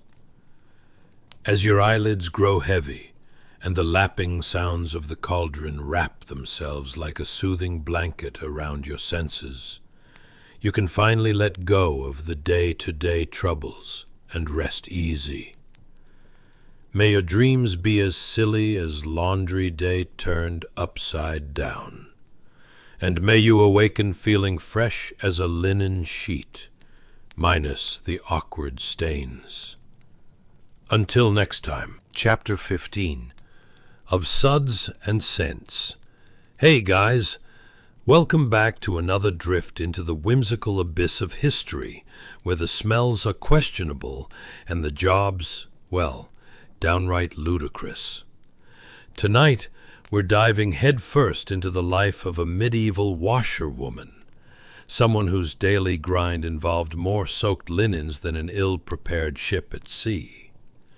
Imagine standing in a freezing stream, pounding away at laundry while the town gossip churned behind you heavier than a pot of stew. Oh, does your job involve frostbite and a splash zone? Didn't think so. But first things first. If you're enjoying this delightful blend of humor and history, feel free to like, subscribe, and comment. Only if you actually enjoy it, though. Otherwise, we're just adding to the world's unnecessary clutter, and nobody needs that. So, take a moment to dim the lights. Crank up the fan to create your own personal medieval breeze, and get cozy. You might be wondering, What's it like to wrangle with water that's colder than your ex's last 3 text messages? What about the eternal struggle of removing stains that just show up like uninvited relatives at a holiday dinner? And, let's be real, when was the last time you got out of your comforting pajamas to plunge into the frosty abyss of a river? Congratulations! You've just woken up in the 14th century, surrounded by the cacophony of sloshing water and the delightful stench of wool that's seen better days. You find yourself unceremoniously crouched beside a muddy stream, a wooden paddle in your hand, and the realization dawning on your face that today is not going to be a good hair day, or a good day for anything that smells remotely fresh. The scene unfolds before you. The water thrashes angrily against your legs, colder than a refrigerator full of expired takeout. The rays of sunlight peek through the thick fog, illuminating the drama that is washing day. This isn't your average laundry cycle, no. This is a process worthy of its own dramatic opera, complete with arias sung by frogs and a profound sense of disillusionment embodied by your sopping tunic. As you step into the stream, the water greets your toes with a bite that could remind you of a child's ice cream cone left out in January. With every swing of your paddle, yes, paddle, not even a gentle spoon, you beat down on those heavy waterlogged sheets. They hit the flat stone slab with a resounding splat that reverberates through the village. It's almost as if the linens themselves have decided to join in on the complaining, protesting all the way to the riverbank. You might even hear their hushed voices whispering, "Please, let us become tablecloths instead of being victimized by this relentless scrubbing." The smell? It's a concoction of damp wool mixed with whatever was last served at the Lord's table. Just then, you have a realization. You understand what vintage really means. And trust me, this is not a sought-after kind of vintage. Ever tried to wash your favorite shirt with the remnants of a medieval feast? Well, it's a bit like throwing a wet sponge at a wall and hoping for the best. Just as you feel the satisfying yet abysmal rhythm of your labor, you spot a crow sitting ominously nearby, probably plotting its next meal or cackling along to your plight. Can you imagine what it must think? Ah, look at that poor soul, working away while I simply glide here, feathered and fabulous. Who needs to wash when you can just wait for calamities to unfold? With each beat of the paddle, the water splashes around you, soaking not only your sleeves but your dignity as well. It's like you're the reluctant participant in an early version of a terrible game show. So you think you can launder, where the grand prize is just keeping your hands from freezing solid. You ever wonder if there were laundry Olympiads in this time, where washerwomen showcased their prowess in dramatic fashion? Ladies and gentlemen, look at her execute a flawless soap twist amidst powerful waves, while she avoids splatting the noble's lost sock. As if the fouls of daily life weren't enough, you also have to contend with prying eyes on the riverbank. The village gossipers, you know the type. A group of nosy neighbors who could compete with a gaggle of geese in the who can honk the loudest contest. They congregate like bees to honey, eyes gleaming with the promise of juicy stories. And there you are, a soggy warrior battling sheets and judgment alike. The beauty of it all? Every once in a while you manage to glance up and catch the expression of a passing nobleman. Perhaps he raises an eyebrow. Perhaps he grimaces. Either way, You can almost hear the underlying thoughts broadcasting through the air. Oh dear heavens, that's what my tunics are going through? Where's my chamberlain? I need a new wardrobe. After a long day of battling stains and dodging social faux pas, you trudge back home, your muscles protesting at every step. It hits you then, like an unexpected puddle of mud on a sunny day. Being a washerwoman is not just about cleanliness. It's about resilience, humor, and strangely enough, an unexpected camaraderie that forms by the streams of life. You finally settle down, exhausted, but with a grin plastered on your face. Because if anyone asks, you can regale them with tales of the absurdity that is medieval laundry day, and how you emerged victorious, albeit with a sniffly nose and sleeves of questionable odor. Now, close your eyes, and let those bubbles of laughter mingle with dreams as you float off to the land of make-believe and perfectly washed linens. Until next time. Chapter 16. Linen Warriors and the Art of Grit. Hey guys, welcome back to another plunge into history's delightful absurdity. Tonight, we're taking a soapy stroll down to the medieval laundry line, where the sheets dry in the wind like elusive dreams. But, let's be honest, it's more akin to that dreaded pile of clothes you keep avoiding in the corner of your room.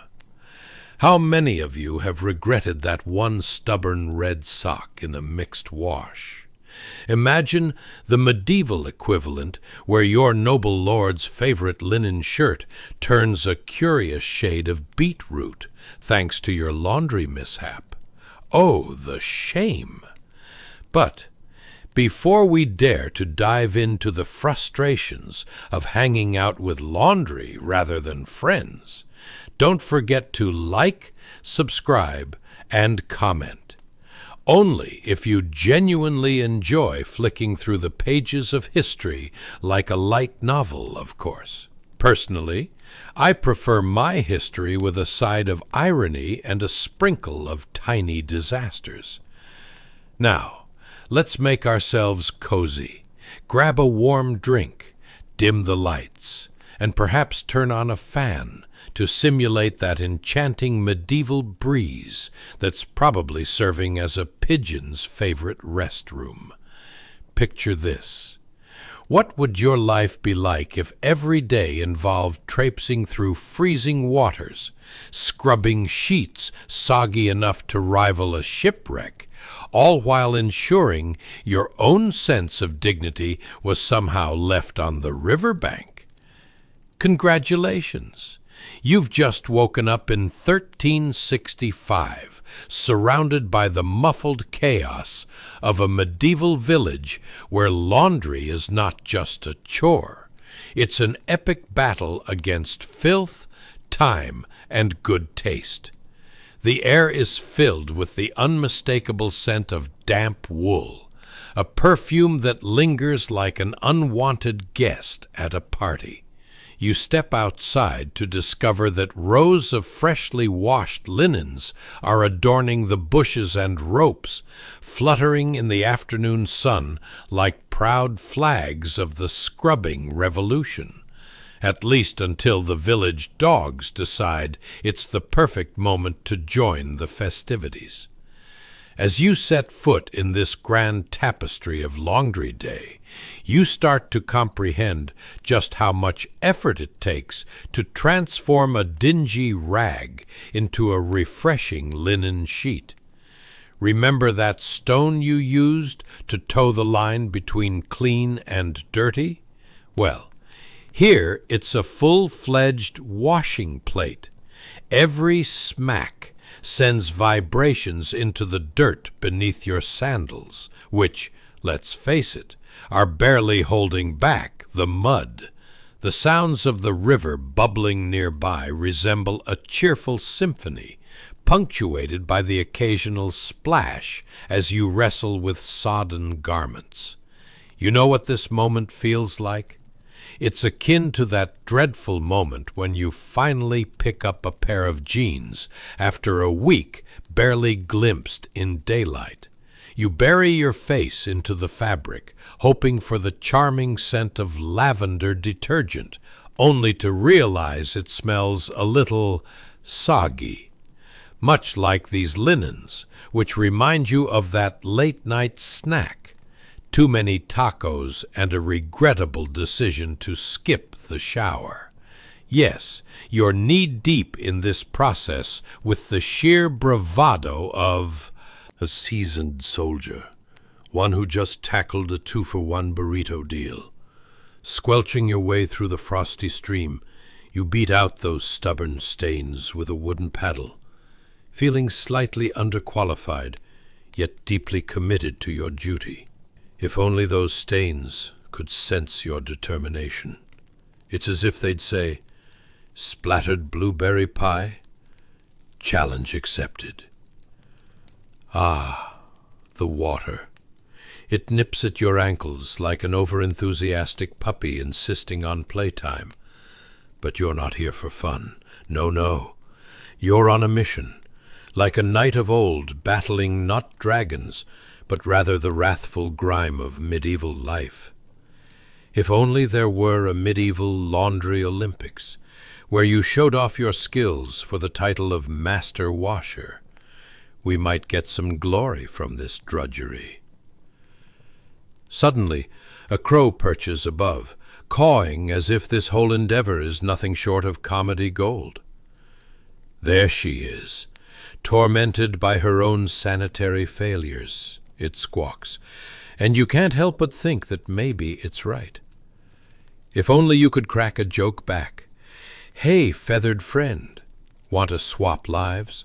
Your wings for my cold toes?" And what about the charming village gossips clustered like animated clouds wafting near the bank?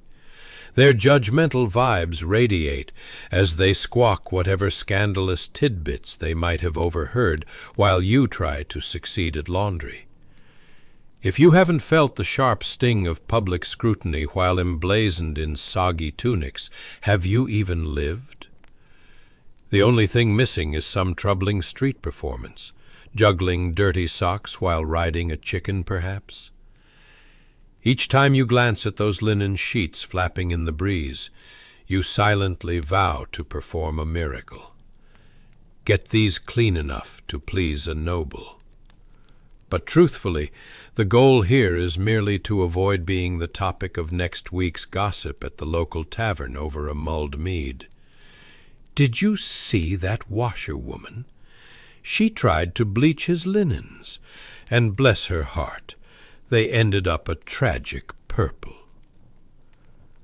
So there you stand, drafting an epic saga of sunlit insanity and domestic warfare, every splash of that icy water reinforcing your commitment. Once you finally return home, muscles knotted and dignity slightly ragged, you might just find solace in knowing that your rhythmic battles with linen have somehow forged a stronger you, one who successfully navigated the absurdities of medieval life, stained garments and all. Now breathe deep. Let the fresh linen scents fill your dreams. And remember, if laundry were a medieval contest, you, my friend, would surely emerge victorious, even through the mud. Until next time, may your dreams be free of stains, and your mornings bright and fluffy. Chapter 17, The Unsung Heroes of Waste Management. Hey guys, welcome back to another sleepy dive into history's wonderfully bizarre depths. Tonight, we're going to explore a job so horrifically underrated, it's practically a horror show starring your worst bathroom experiences. medieval gong farming. Yes, that's right, the noble profession of cleaning up after an entire village. If you've ever been stuck cleaning your cat's litter box, you might want to stick around for this absurd ride. Before we jump into the smelly details, after all, you wouldn't want to miss a second of laughter amid the stench. Don't forget to like, subscribe, and leave a comment about your own hilarious cleaning disasters. Not that I'm prying, but surely you have a tale or two that would leave the most hardened of gong farmers green with envy. Only do this if you genuinely enjoy wallowing in the delightful absurdity of history, though. It's a well-known fact that laughing at the past helps us endure the chaos of the present. So, settle in, dim those lights, and if you have a fan, turn it on for that authentic medieval breeze, though I can't promise it won't smell a bit like yesterday's stew. Let's get cozy and ponder a few burning questions. What would it feel like to wake up surrounded by, well, let's call it village fertilizer? Ever wondered how you'd manage to scrape together enough dignity while pitching hay for the muck? Or maybe you've thought about how having a refillable bucket in your home just might ruin dinner with the in-laws. Congratulations! You've just woken up in the thriving year of 1375, nestled within a charming though odorous village. Every sunrise brings with it the tantalizing aroma of burnt bread, cow dung, and, you guessed it, the unmistakable scent of human refuse. That's right, you've landed smack dab in the realm of the gong farmers, the leathery-lunged custodians of medieval waste management. A job more challenging than trying to explain your last haircut to a friend who won't stop talking about theirs. Out on the castle parapet, a guard decked in a threadbare wool cloak is doing his best to maintain some semblance of vigil. He grips his spear tighter than a schoolteacher clutching a red pen over a pile of tests. His breath fogs in the chilly air and he's staring out at the dark, foreboding woods below. It's kind of like being sent out on yard duty, except instead of overseeing the antics of tattletales, he's on high alert for rogue boars, or the occasional drunken knight who thinks he's a hero after too many tankards of ale. But imagine this, it's not all bad. Picture the stillness of the night, gently broken by the occasional rustle of wildlife. Not that the guard is worried about forming any friendships with the local fauna. After all, he thinks to himself, who needs friends when you've got a history of being splattered with something that came from a creature large enough to have its own zip code?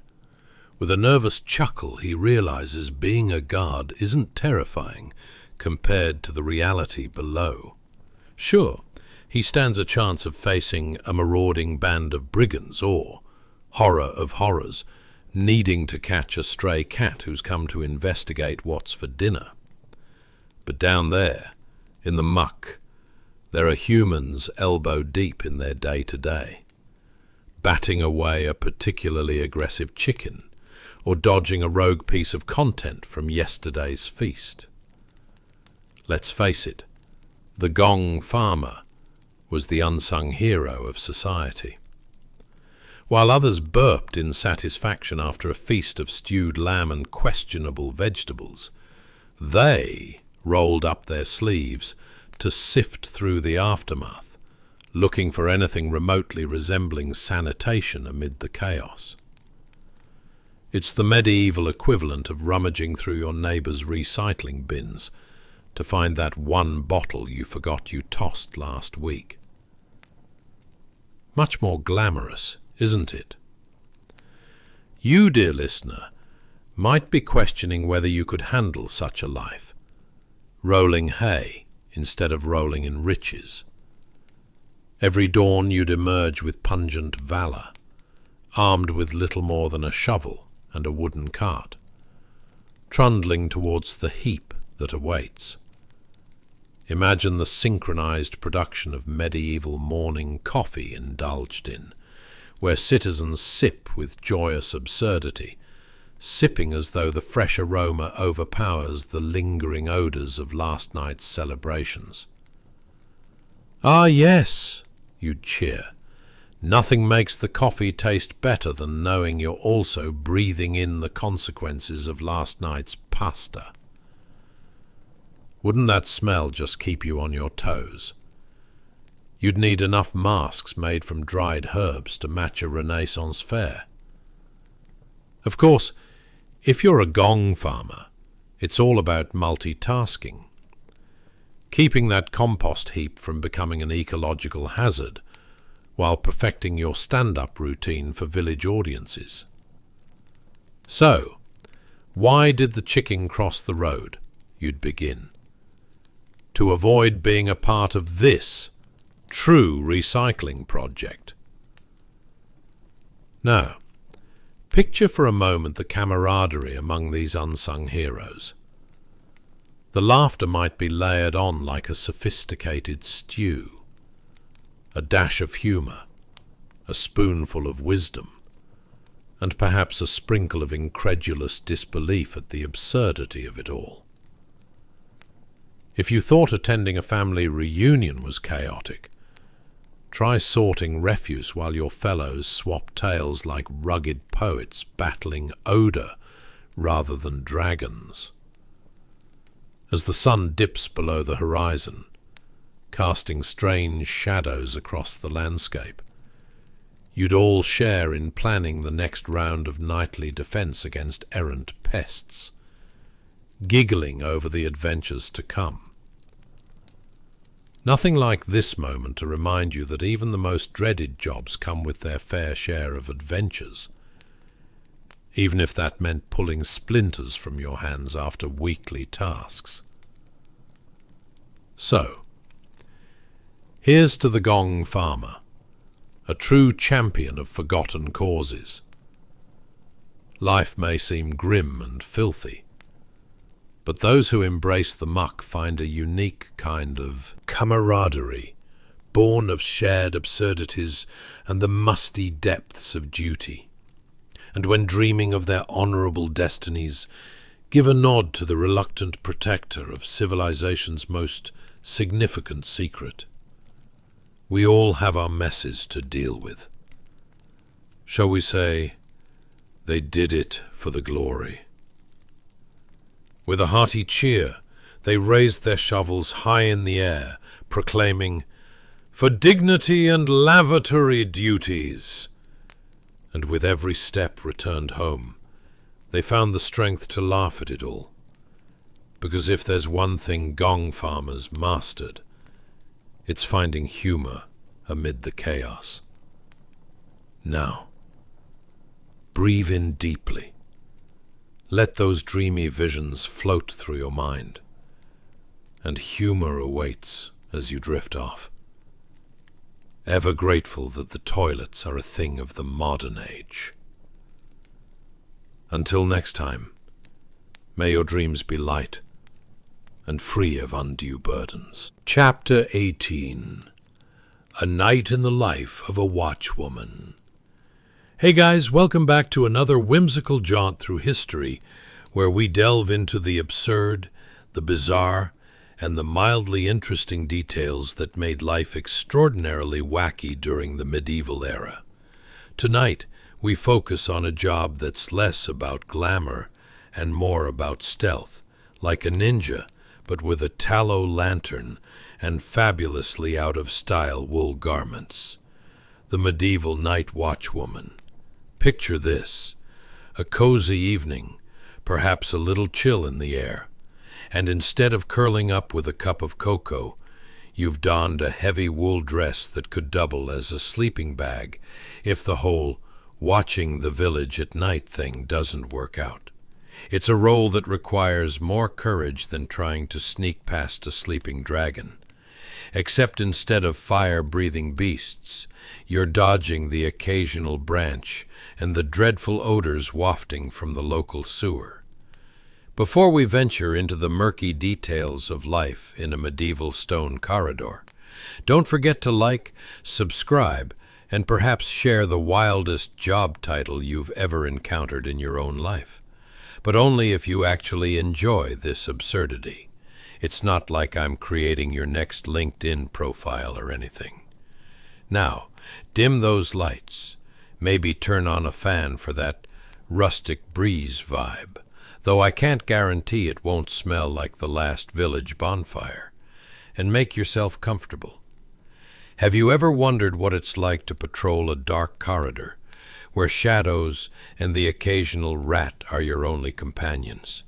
How well do you think you would handle the unnerving sound of locally sourced breadcrumbs crunching underfoot in the middle of the night? Or maybe you've thought about the thrill of ensuring children are safe from mischievous ghosts, or just your neighborhood bard snoring too loudly as he inadvertently sings about his love life. Congratulations! You've just woken up in a quaint little village circa 1375, right in the thick of it as a night watchwoman. As you tread softly on the cold stone floors, the flickering light of your tallow lantern dances across the walls like a troop of overzealous fairies having a rave. The corridor stretches before you, dark and drafty, as though it's been waiting for you to arrive, like an impatient ghost who forgot how to manifest properly. The stone walls are chilled, giving your skin a jolt that brings back memories of every chilly shower you've ever taken. And just like those unfortunate washing moments, you're probably wondering if you'll freeze up before your first coffee break. Your mission is humbly noble. Ensure the village's children are safe and the risk of fire is minimized. If there's a scary thought lingering in your mind, it's glancing at that smoldering pile of rushes by the fireplace. It's kind of like tuning into local news. What's going to ignite first? The firewood or that gossip about old man Gregor, who insists the pigs are plotting against him? As you tiptoe further down the corridor, your ears pick up the faint sounds of an evening's good humor. A couple of boys down the hall are up to no good, whispering and stifling giggles. Are they sharing sweet secrets, or plotting to scare the village's resident cat, Sir Fluffington? You suspect the latter. Childhood mischief is as old as time. But let's face it, there's only so much vigilance one can afford before being sucked into their shenanigans. Now, let's set the scene. A light breeze slips through the cracks of the corridor, carrying with it just a hint of that unmistakable stink from the local waste heap. The very same heap that's practically become a local personality. You can practically hear it calling out, "Hey, I'm over here. Remember me?" as you wander past the latrine. Night watching back then was a bit like operating several unnecessary gadgets in your modern-day home. A confusing combination of paranoia and trying not to awaken the neighbors while your pet cat hurls something across the living room. You glance at your lantern with a sigh. It may be flickering, but at least it's fighting valiantly, unlike your average candle, which would melt down and throw in the towel before you even had a chance to ask it for directions. Feeling a little bolder, you press onward, deeper into the labyrinthine corridors, spotting the complex web of twinkling stars through narrow openings. Are they actually stars up there? Or just the sweat-drenched hopes of previous night watch people, wishing they chose less absurd occupations? Suddenly, a clattering sound grabs your attention, Your heart races. Is it an intruder? It could be. After all, last week the cows were drafted into a ruthless battle with the village's best carrot crop. Why can't they stick to their own turf, you wonder, as you silently prepare for confrontation? But alas, it's only the scuttling form of an adventurous mouse exploring the feasting remnants from last night's banquet. You exhale dramatically, safe for now. From the safety of a stone nook, you observe the village coming alive as shadows gang up for an impromptu game of tag. Just imagine the neighbors peeking out of their windows at 3 a.m., exchanging whispered laughs about the local council meeting that turned into a dramatized opera. You chuckle softly to yourself, unable to help but envision forms tumbling into an extravaganza of squawking chickens and overcooked leftovers. But as you resume your watch, you can't help but swell with pride. You're doing this. You are the unsung hero of the night, strutting quietly along stone corridors with a purpose. So, whether you're dodging rogue critters or listening for the mischief of mischievous children, remember, you have the power to make sure their adventures don't escalate into total chaos. And with the right mix of patience and an arsenal of distraction techniques, you might just prevent the town from waking up, covered in something unspeakably unpleasant. And as the night drapes itself like a heavy cloak over the village, you feel a drowsy calm wash over you, knowing legends are made in shadows. After all, nothing says hero quite like knowing you're the reason villagers wake up without nightmares about ghastly toilets. So, lean back and let your light flicker softly, dear night watchwoman. If dreams can drift as sweetly as being nestled in your own warning to the bees, a lighter note indeed. A noble night awaits. And while you keep watch, may the bizarre adventures of your shifts lead you to the most ludicrous tales that generations will recount with smiles and giggles, long after the tallow and stone pass away into memory. Perhaps that's the most comforting thought of all, wouldn't you say? So, just breathe and bask in the silliness of it all, slowly letting slip into the sweet embrace of sleep, where even night watchmen find laughter awaiting them in their dreams. Chapter 19. The Life of a Gong Farmer. Hey guys, welcome back to our bizarre exploration of history, where we dive into tales that are as weird and wonderful as a cat in a top hat. Tonight, we're stepping into the shoes, scuffed and likely muddy, of one of the most unfortunate figures of the medieval world, the Gong Farmer. That's right, folks, the medieval compost connoisseurs, lords of the loo, and champions of sewage. Imagine waking up and thinking, today seems like a perfect day to shovel poop. Yep, you heard it right. Before we begin your journey through the sweat and odors of a life dedicated to sanitation, don't forget to like, subscribe, and share this hilarity. Only if you're truly amused, though. After all, I'm not trying to redefine your career path here.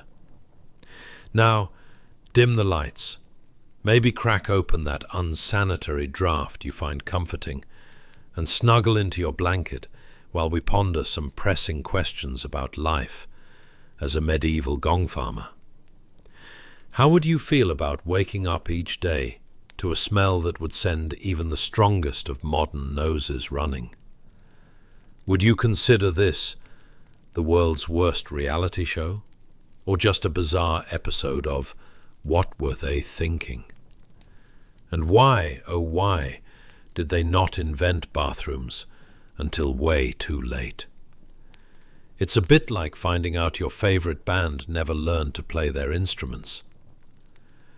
Congratulations, you've just woken up as Thomas the Gong Farmer in a sun-soaked field somewhere in 14th century England. The sun beats down on you like a judgmental grandmother, and as you squint against the brightness, you lift a dull scythe. You're here to reap barley, but what lies ahead involves an entirely different kind of harvest. Yes, the rumors are true. Your real work begins after the barley is cut, and it's in the muck of the medieval toilet trenches. As you swing your scythe, think of it as the world's worst cross-training. You know that part of your phone app that's supposed to show you how many calories you burned while wrestling with that newfound gluten intolerance? Well, Thomas here doesn't need apps. His life looks like a medieval gym, minus the discovery of personal hygiene. Your arms ache like they've just been told they can't have cake at a birthday party. And the sweat. Oh, the sweat. You're beginning to wonder if you might just get officially classified as a walking puddle. The sun, that fiery orb of misery, shines down so relentlessly that it feels as if it's trying to draw the sweat from you like a vampire with a questionable diet. As you finish the barley harvest, go you. Let's discuss your real task of the day. The anticipation of your next adventure down the lovely back alleys of your village. The aroma wafting even remotely suggests your neighbors haven't quite embraced the idea of composting. Or perhaps they believed composting meant the pile they generously created behind the tavern. Your tools? A spade and a bucket. Fancy, right? Think about what it would feel like to prance into the moors equipped with nothing but those fine instruments of filth, while everyone else glances your way, perhaps thinking they're seeing the world's worst game show contestant, or maybe just an overly ambitious farmer auditioning for American Idol. As you approach the muck pile with a certain sense of dread, your mind wanders to the great daydreams of modern living, air conditioning, hand sanitizer, and bathrooms that run on something more sophisticated than mere luck. Could you reimagine your medieval life with a hot tub experience? Oh yes, my lord. I will be spending my afternoon soaking in the remnants of yesterday's couscous, rather than dodging the questions on whether your cabbage stew requires additional seasoning. Let's pause here for a moment to appreciate this rather unfortunate vocation. While it may sound like a brutal punishment reserved for a particularly heinous crime, something akin to stealing bread or refusing to share your ale, it held vital importance. A little sanitation never hurt anyone, although if your job mostly consists of plant-based sewage, one could argue about the definition of hurt. Your senses are assaulted by sights and sounds upon entering the trench where the waste awaits. The smell is something so alto-stratus you could almost verify that it hails from an atmospheric sci-fi horror movie. But alas, the reality is less exciting and much more, well, earthy. Ever walked through a crowded grocery store the day after taco night? Multiply that experience exponentially and throw it into the local waste pile. Voila! Welcome to your world as a Gong farmer. And then there's nature. You hear the delightful sounds of birds chirping, which reminds you that Mother Nature, in all her whimsical ways, has decided to cruelly engage the local wildlife in an airborne symphony of glee, while you do manual labor that nobody signed up for. You stomp into muck that lovingly squelches underfoot, releasing puffs of charming odors that only remind you of yesterday's disastrous supper. You can practically hear your neighbors whispering behind the safety of their much cleaner front doors.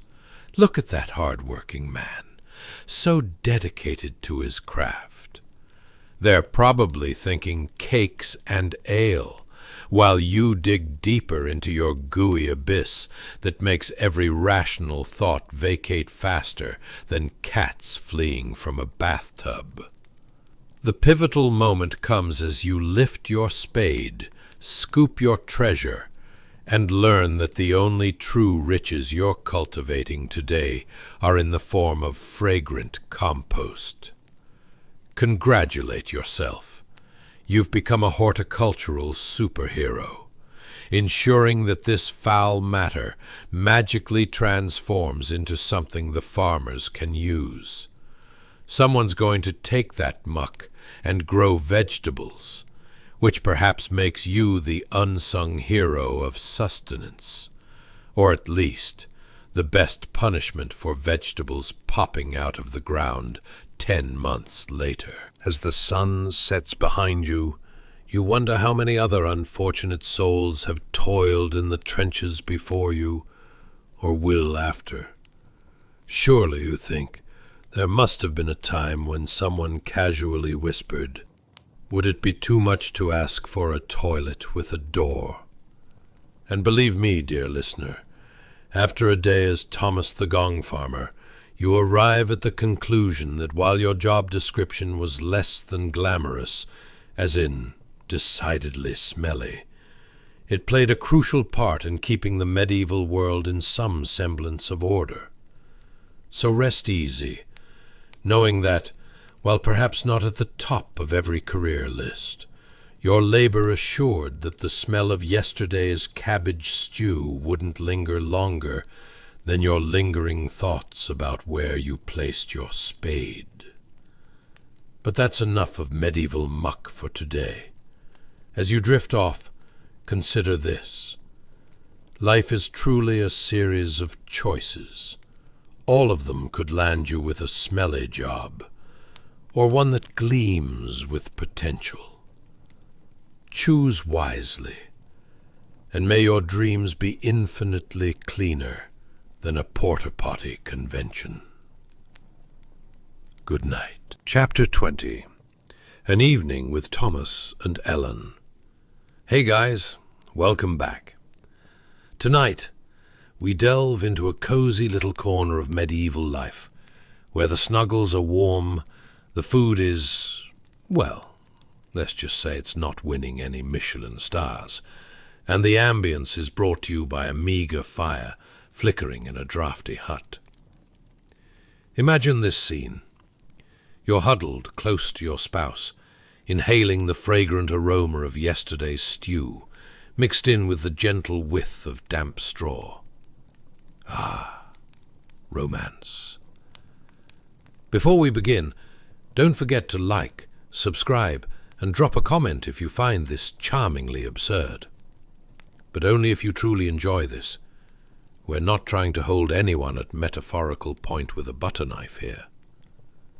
Now, dim the lights, snag a cozy blanket, and throw on that fan.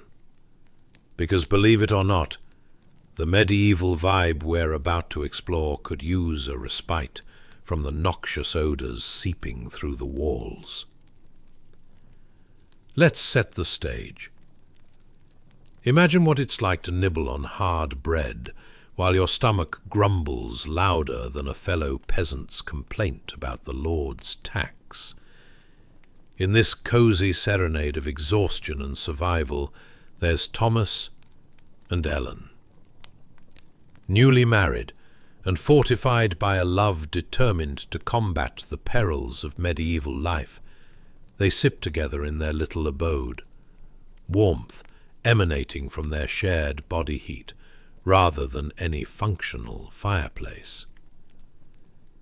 You find yourself pulled into a scene settled behind an old flour sack curtain, dividing them from the rest of their sprawling family.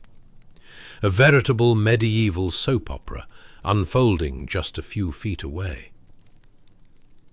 You take a deep breath, smelling something that could be classified as dinner, but smells a lot more like, "I hope this doesn't kill us." As they share their humble meal, each delicious crumb is a reminder of their dedication to subsistence. The crackling fire offers a bit of warmth, performing its best interpretation of anxiety-ridden glow, while neither Thomas nor Ellen has figured out how to stoke it effectively without setting their clothes ablaze. So imagine this. What does it really feel like to share a meal with your partner in a world where flavor exists somewhere between vinegar and despair? Ever wondered how you'd navigate those romantic dinners when your meal is as unpredictable as a medieval weather forecast? Tonight, our couple unwinds after a long day in the fields, expertly guiding their overworked senses as they settle into a routine that could either lead to a long, fruitful life or an exaggerated case of the runs. The heat radiates through the small room, creating a strange atmosphere where every tiny crackle of the fire feels like a dramatic plot twist. In medieval homes, privacy is a rare commodity, much like spice. So as you listen in, sometimes you can't help but chuckle at the fact that the curtain is the only thing standing between the couple's heartfelt giggles and the "my potato of a cousin" tales from the family just beyond it. Ellen, perhaps a bit miffed from the day's labor, squints at Thomas, who clumsily attempts to flute some humor into the evening. "Bet you can't guess what I've reeled in for dinner tonight," he quips, gesturing dramatically to a bowl that could hold the secrets of countless mediocre meals. As Thomas takes a dramatic pause, you catch the playfully serious undertones of their bickering. It's like watching two medieval comedians on the brink of a reality show squabble. "If your sows weren't hogging all the bedclothes, I wouldn't need to share mine with the livestock." Ah, the joys of matrimonial sharing, especially when the shared bed doubles as a cozy arrangement for two snoring pigs. Ellen feigns shock, leaning forward, eyes wide. "I can't believe you just accused the pig of cuddling more than I do. Next, you'll tell me the chickens are getting jealous." Such is the delightful banter that would earn an 8 out of 10 on any modern-day comedy club scale. If you could persuade the audience to ignore the smells wafting forth from the deeply unclassical dinnerware. And the food. Thomas eagerly presents the hastily cooked stew, which in reality looks like a dish some elusive sorcerer experimented with in the hopes of breaking a curse. On his cabbage. "Behold, our congealed masterpiece," he proclaims. "If you squint hard enough, it's almost a culinary delight." As you listen, the flavors dance together in a slightly less than pleasant amalgamation. "All right, Ellen," he declares. "On a scale from one smelly turnip to a beautiful piece of roasted roebuck, would you say we've landed somewhere in mildly regretful territory?" You chuckle to yourself, realizing that whether it's a medieval feast or modern-day takeout, they're both experiencing the exact same struggle, successfully not retching when faced with fully realized disappointment after filtering through optimistic expectations. The warmth of their companionship generates laughter that resonates within the walls of their quaint domicile, and you find yourself feeling a sense of camaraderie with these lovely peasant folks. Surely you'd find some solace knowing they were all in this together, while navigating the annoying nuances of sharing a home. And decay. As the fire crackles and the remnants of dinner settle ominously in Ellen's stomach, she shares a resigned grin with Thomas. "At least the pigs aren't judging us, and they seem to be thriving on whatever made its way onto the floor," she muses, conjuring thoughts of fateful oinks. Yes, in this delicate balance of humor and hardship, you watch as love flourishes amidst the dirt and sweat of daily life. Sure, their meals might leave them questioning their decisions, but nothing beats sharing a piece of mediocrity with your partner, while plotting how to live not just through the trials of life, but for each moment of ridiculousness it brings. So, pull the covers up. As you drift into sleep, remember this. Whether you're staring at a bowl of dubious stew or contemplating your life choices in an era of excessive dung, the real bond is sharing laughter, even if it's amidst a virtue of odor. Sleep well, dear listener. Chapter 21. The Bumpy Beginnings of Cradle Life. Hey guys, welcome back. Tonight, we unravel a little nugget of medieval life that's as delightful as a well-seasoned turnip, the world of cradles.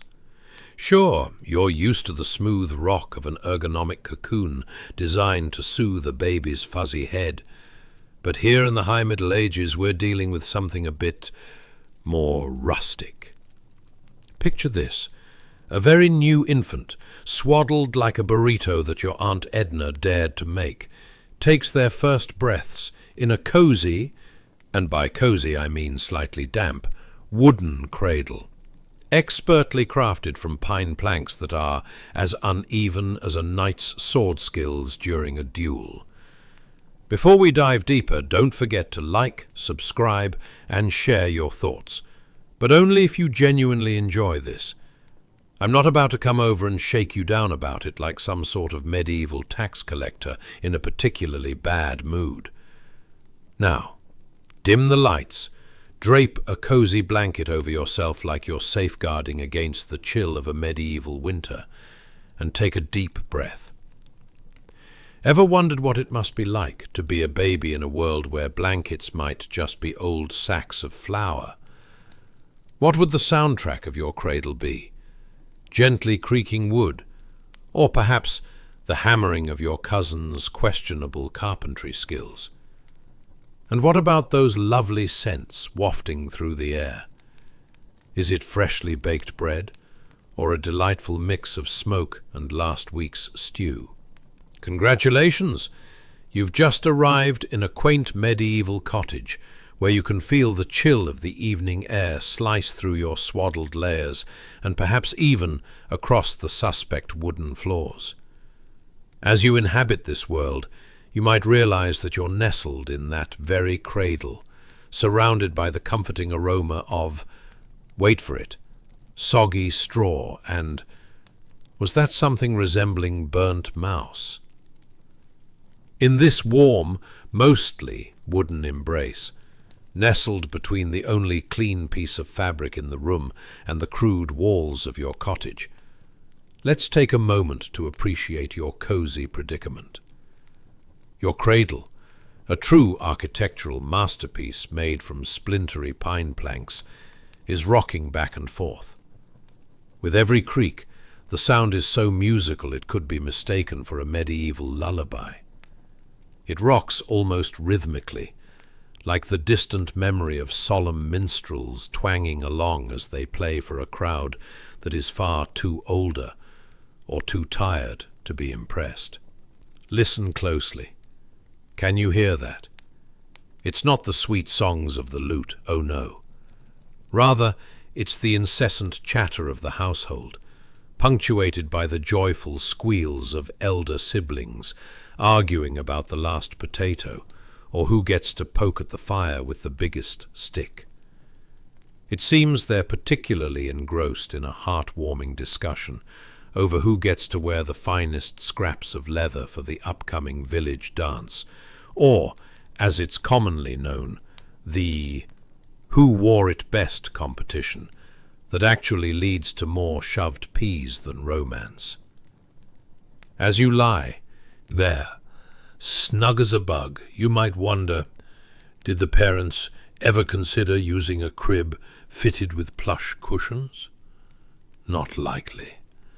Seen through their eyes, that's a bit like putting a cat in charge of a mouse party. No, comfort is an unattainable dream for most medieval folk. They make do with what they can find. Think of it as an elaborate game of what's the least uncomfortable option available. The linens are likely remnants of curiously coloured tablecloths, stained with who knows what, and the cradle itself is merely one erratically placed nail away from becoming a calamity waiting to happen. Now, let's talk temperature.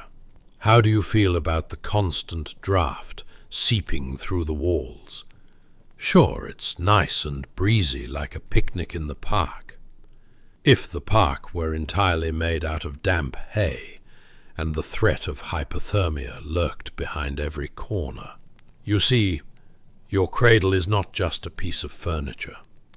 It's a survival challenge on par with attempting to drink from a cup while riding a galloping horse.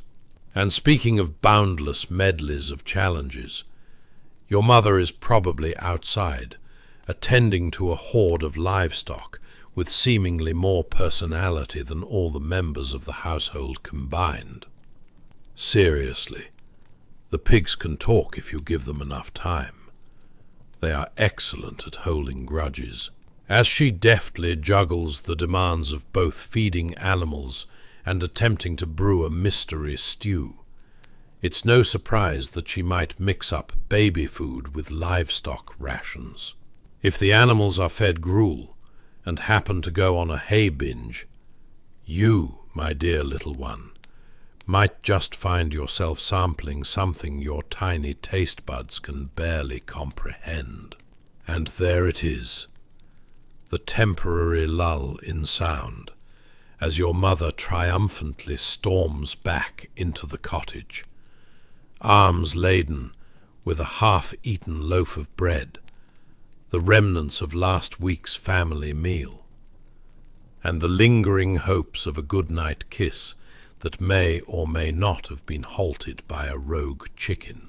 It's all in a day's work for the medieval family. As you settle into your cradle, cocooned in those lovingly shabby linens, and perhaps even notice the faint smell of, let's call it, yesterday's stew. Remember this.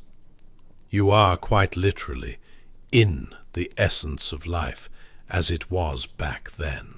So, may you drift off into sleep, lulled by the sounds of an unpredictable atmosphere, while dreaming of a time when cradles were a bit rickety.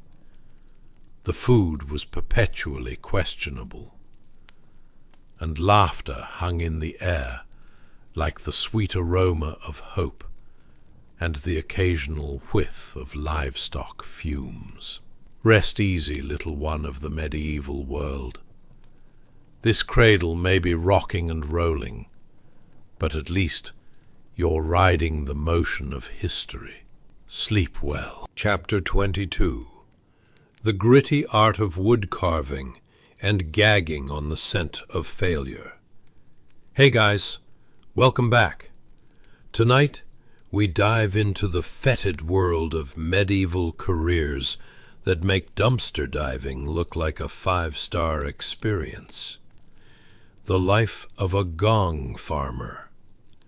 Imagine a job so delightful it almost rivals watching paint dry, if the paint were made of something not entirely recognizable and the smell was akin to a long-forgotten cheese platter.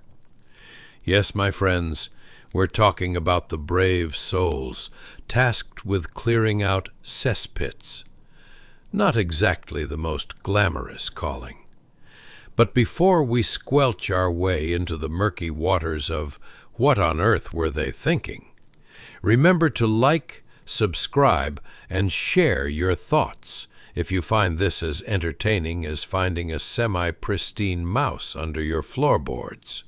But you know, only if you genuinely enjoy this. Now, settle in and dim those lights.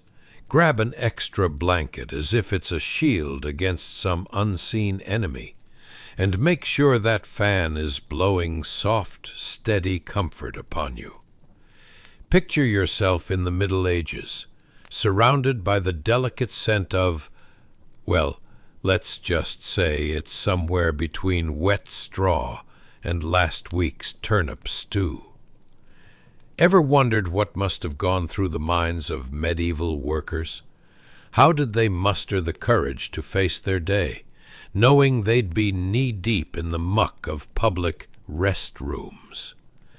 Did they think of themselves as the knights in shining armor of sanitation? Or were they more like the forgotten guild members forced to wear the "I refuse to talk about my job" t-shirts? Congratulations. You've just woken up in the late Middle Ages, surrounded by a cacophony of sounds that can only be described as a raucous orchestra of animal noises, an occasional human scream, and, oh yes, the unmistakable scent of decay wafting through the air. Welcome to your new gig. Let's talk about craftsmanship. Picture an aging woodcarver named Thomas, with fingers gnarled more than an overcooked carrot. He's sitting by a low hearth, the meager flames flickering like the random hopes of a peasant long overdue their tax collection. Here he is, laboring tirelessly over a small piece of wood, determined to carve something resembling dignity out of a material society has largely forgotten. As you watch Thomas, all hunched over, you can almost feel the years peeling off him like the bark from a tree. He's whittling away at a tiny rooster, or possibly a flower, each stroke another act of rebellion against the universe, or at least against the multiple ailments that come with aging. His craftsmanship, however, is as intricate as a tapestry woven from the finest, let's say, goat hair. Ah, the joys of wood carving. Each tiny notch in the wooden figure is a testament to his patience, something wholly deficient in most medieval fellows, except perhaps those who worked in dung. But I digress. The sounds of crackling wood echo softly, mingling with the earthy scent of well-worn fibers. This is not just any ordinary evening. This is a night filled with a sense of nostalgia and potential regrets. Isn't it curious how Thomas could be painstakingly engrossed in crafting a wooden roost, when his reality might resemble a comedic sequence straight from a bad medieval play? Imagine a day filled with awkward dialogues and townsfolk bringing their special excremental artisanal products to him as if they were handing over delicate ice cream cones. "Here, try this batch, Tom. I assure you it's a real hit at the festival." Speaking of festivals, how did the townsfolk ever find joy amid the stench of daily life? Did they get together and proudly showcase their collections of fetid fragrances, forming a club that was less Book of the Month and more Odor of the Month? The absurdity would surely make for a lively gathering where the main feature is Guess the Mystery Matter competitions. Oh, and let's not even begin to consider the guild meetings where artisans like Thomas would gather to share their woes, where the finest of parchment was actually crumpled old schedule papers smudged with goat droppings, and discussions lacked all decorum, because who has time for manners when your livelihood smells like something the devil left behind? Today's vote goes to the finest job done, the one that didn't involve being knee-deep in actual gook. You can almost hear the echoing laughter, can't you? It's a blend of absurdity and acceptance, a testament to human resilience. Not so different from modern-day debates about who left the cracker crumbs on the couch and whether or not that sock really belongs to the cat. In this tangled world of despair and delightful craftsmanship, Thomas tirelessly churns out his tiny artifacts. It's almost poetic, isn't it? One moment you're trying to sculpt elegance from a primitive wood block, and the next moment you might find yourself dealing with the after effects of last night's medieval banquet, garbage collected by your predecessor rather than your own fine craft of art. As you sink deeper into slumber, remember Thomas and his bitter-sweet existence. He's not merely a woodcarver. He's a pioneer of his own sanity, carving serenity out of chaos, and a life steeped in both creativity and the constant stench of unpleasantries. May the absurdity of your own day-to-day life seem a little less daunting in the light of the clueless struggles of a medieval woodcarver. Because, after all, if he can keep chipping away at a block of wood, surely you can tackle the mysteries of your own existence. Sleep amiably, dear listener, as night blankets the world. And may your dreams be as whimsical as a carved wooden rooster proclaiming a triumphant dawn. Chapter 23. Dancing Through Fields of Whimsy and Noxious Awkwardness. Hey guys, welcome back to your cozy corner of history. Tonight, we venture into the shimmering realms of springtime, where flowers bloom like questionable fashion choices at a medieval festival. Imagine, if you will, a girl named Kor dancing through a meadow filled with unusually vibrant violets, crocuses, and narcissus flowers. Yes, that's right. Tonight's journey is funnier than tripping over your own shoelaces during a village fair. Before we set foot into this dazzling floral extravaganza, remember to like, subscribe, and share your thoughts, just like those brave souls in the past shared their overly ripe cheeses while hoping no one fainted from the smell. But only if you actually enjoy this absurd adventure through history. We wouldn't want to pressure you like the local baker squeezing the last bit of dough out of a worn-out sack. Now, dim those lights like a candle being extinguished after a particularly awkward dinner party. Toss on a blanket like it's a cozy cloak of warmth, and let's take a moment to ponder the questions springing to life around Kor. Isn't it curious how the flowers seem to flirt with the wind, while you wrestle with your cat over who gets to sit in the sunniest spot? How did Kor maintain her sunshine-fueled optimism in a world where plague was not just a bad idea, but a frequent headline? Did she ever complain about the color of the flowers, or about the insects treating her like a fancy shampoo advertisement? Congratulations, you've just woken up in the Middle Ages, probably around the year 1346. Yes, the exact moment when the world was about to get real.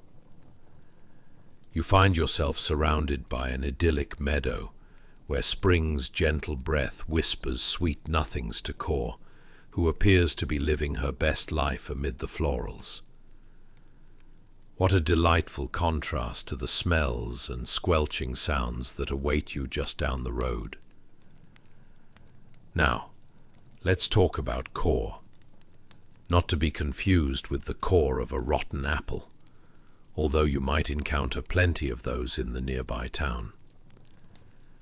She's wearing a light tunic, woven with the kind of flowers that would make a modern-day florist weep tears of both envy and disdain. Her every step dances through the tall greens, reminiscent of a toddler on a sugar high, if that toddler were charmingly unbothered by any hint of a social media backdrop. You see, in Kor's world, her laughter is like the delightful sound of linen ripping apart. Imagine that mix of joy and exasperation. Every giggle seems to disrupt the birds mid-sentence, convincing them that maybe they should consider a career change. Are those crocuses blushing at Kor's exuberance, or are they simply contemplating an existential crisis? Who knows? Perhaps they're just wondering why Kor doesn't use them to whip up a fashionable spring wreath. As she frolics through the colors and scents, the nearby farmers probably Look on with a mix of admiration and absolute perplexity. "What is this maiden doing?" You can almost hear them mutter, while they contemplate whether or not to throw rotten vegetables at her. A ritualistic method of gratitude, of course. They can't help but feel envious of her carefree spirit, likely wishing they could trade their dung-collecting woes for a mere moment of Kor's whimsical enthusiasm. Oh, and what's that? The scent of lilacs fills the air, while the peasant folk in the distance prepare to wrestle with the smell of a fresh dung pile. If there is ever a moment of indecision between joy in Kor's meadow and calling out "Eureka!" in the cesspit, just remember, one whiff of the former could have people trading their burdens for a minute of delight. Did you ever think about how Kor might diplomatically suggest to the workers, "Why not join me for a frolic instead?" That's a proposal that could lead to an uproarious debate. Am I getting paid enough to chase butterflies? Now, imagine that as Kor skips and twirls, the flowers talk back. A violet's bold statement, "I dare you to take a selfie with me, but your hairy armpits might scare away the local wildlife," sends her into a moment of reflection. Are these flowers really as judgmental as my Aunt Gertrude at Thanksgiving? All the while, she continues to dance, unconcerned by the thought of upcoming societal woes. Forgotten plagues and the stench of everyday life just wouldn't dare invade her garden of merriment. Perhaps this is the secret to happiness. Disconnect from the stress of your surroundings and lose yourself, however absurdly, in the beauty of reality you have. regardless of the occasional stench of yesterday's turnip stew wafting through the air. Speaking of unpleasant scents, imagine the champion. Kor expertly shifts her gaze toward an enchanting arrangement of flowers, all while the poor souls in the nearby dung pits have just one question. Why didn't we think of this? And so, her innocent laughter pierces through their heartbreaks as they grapple with the important issues of lifestyle. So here we find ourselves at the cusp of hilarity and tranquility. Ever want to dance through the field of life, dodging life's cliches like a pro at an ancient sport? Kor shows us how to embrace the weird and the wonderful, even while you're knee-deep in floral fantasies, and the occasional whiff of something not so dreamy. And thus, dear listener, as you drift deeper into slumber tonight, remind yourself that life can be a clever dance of flowers and dung. Each part is just another layer of our shared, surprisingly ordinary existence. May your dreams be filled with Kor's vibrant laughter and a meadow of whimsy, where the world's absurdities float alongside the sweet blooms and fluttering petals. Sleep tight, and may every scent of spring fill your heart with the joy and humor of life. Chapter 24. The Dark Chariot of Doom. Hey guys, welcome back to our cozy corner of mildly interesting history. Tonight, we dive deep into something darker than the last leftovers in your fridge. Medieval occupations. Buckle up, because you're about to find out why being a gong farmer was not just a job, but an outright test of endurance, akin to surviving a family reunion with an open bar and everyone asking when you'll finally settle down. Before we dig into the muck, literally, don't forget to like, subscribe, and share your thoughts, but only if you actually enjoy this absurd adventure. We wouldn't want to guilt you into anything, like your uncle did at the last gathering when he cornered you to tell you all about his collection of 18th century spoons. Now, dim those lights like a candle after an awkward dinner party. Lay back and picture yourself battling the workday like a medieval peasant preparing to sink into the day's work. Do you find yourself asking, why did I choose a profession that leaves me knee-deep in dung? Or perhaps you're wondering, what's worse, being blasted by a rogue stench, or dealing with your boss's never-ending email threads at 3 a.m.? Congratulations! You've just woken up in the year 1351, on a bright, fateful morning that, unfortunately, just so happens to be your first day on the job as a gong farmer. A title that sounds like a whimsical character in a children's story, but is in fact much, much worse. Now, imagine this. The sun rises over a brightly flower-laden field, the morning dew glistening like tiny diamonds on the grass. You step out of your humble abode, if you can call it that, and you hear the sound of, oh wait, never mind, that's just the nearby agricultural fair filled with causes for wild, unexplainable joy. Or perhaps it's the farmers haggling over the price of moldy turnips. Either way, your optimism for the day is short-lived. A moment later, the ground below you splits open like a proverbial dark chasm, swallowing any remaining enthusiasm you had for life. Out of the fissure, a magnificent chariot appears, dark as volcanic glass, and drawn by 4 snorting, hissing horses. It's like something out of a nightmarish fairy tale, and you realize, to your horror, that it's your ride to work. Forget Uber. This is how the medieval HR department sends you off.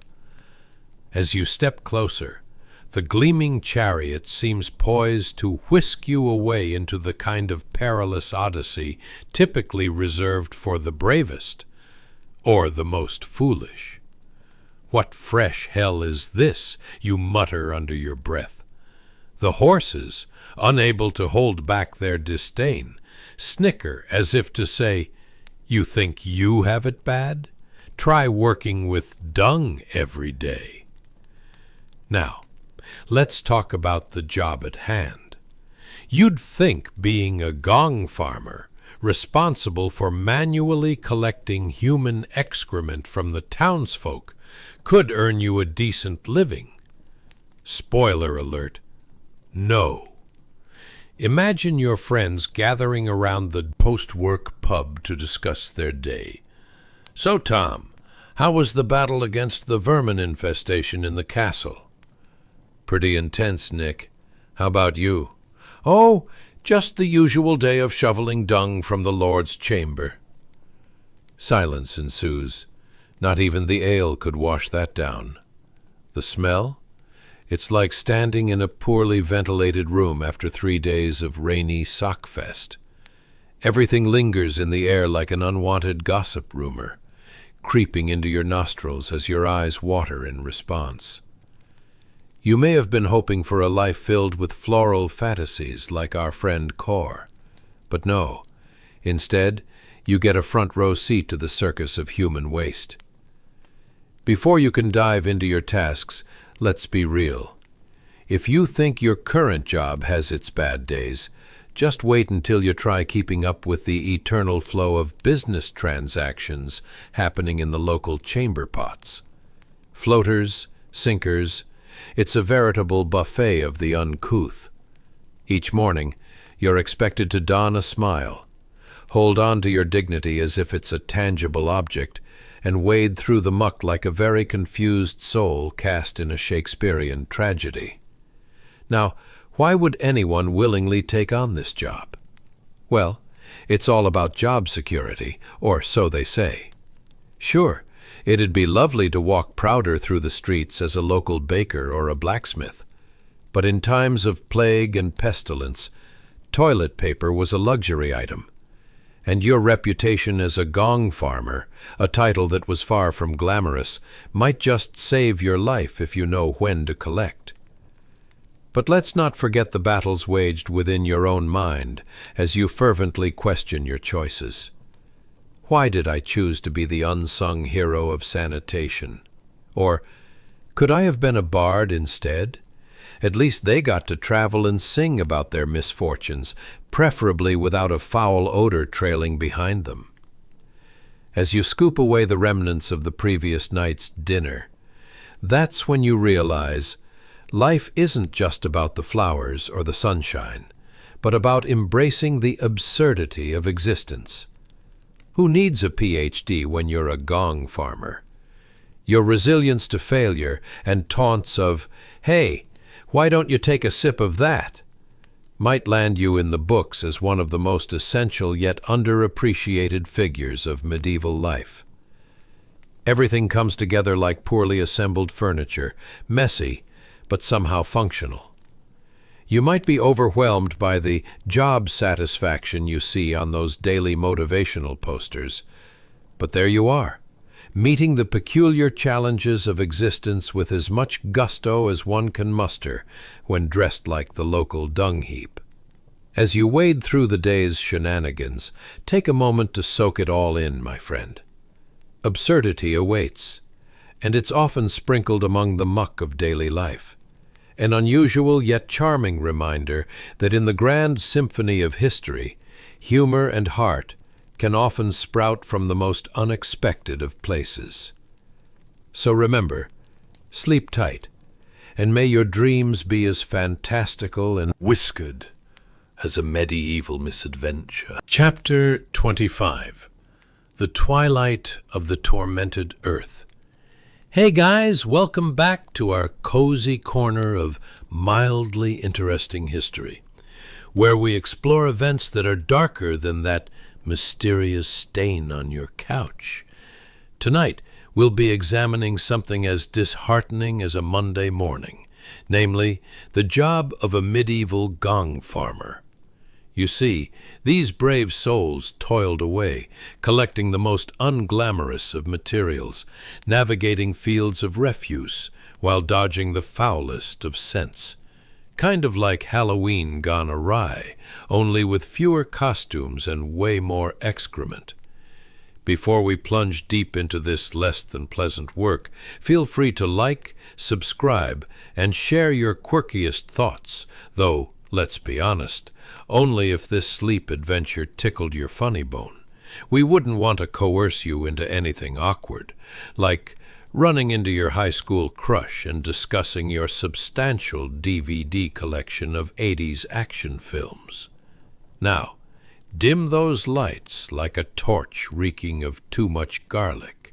Settle in and ask yourself, what would you do if all that awaited you was a mound of timeless collectibles from the outhouse?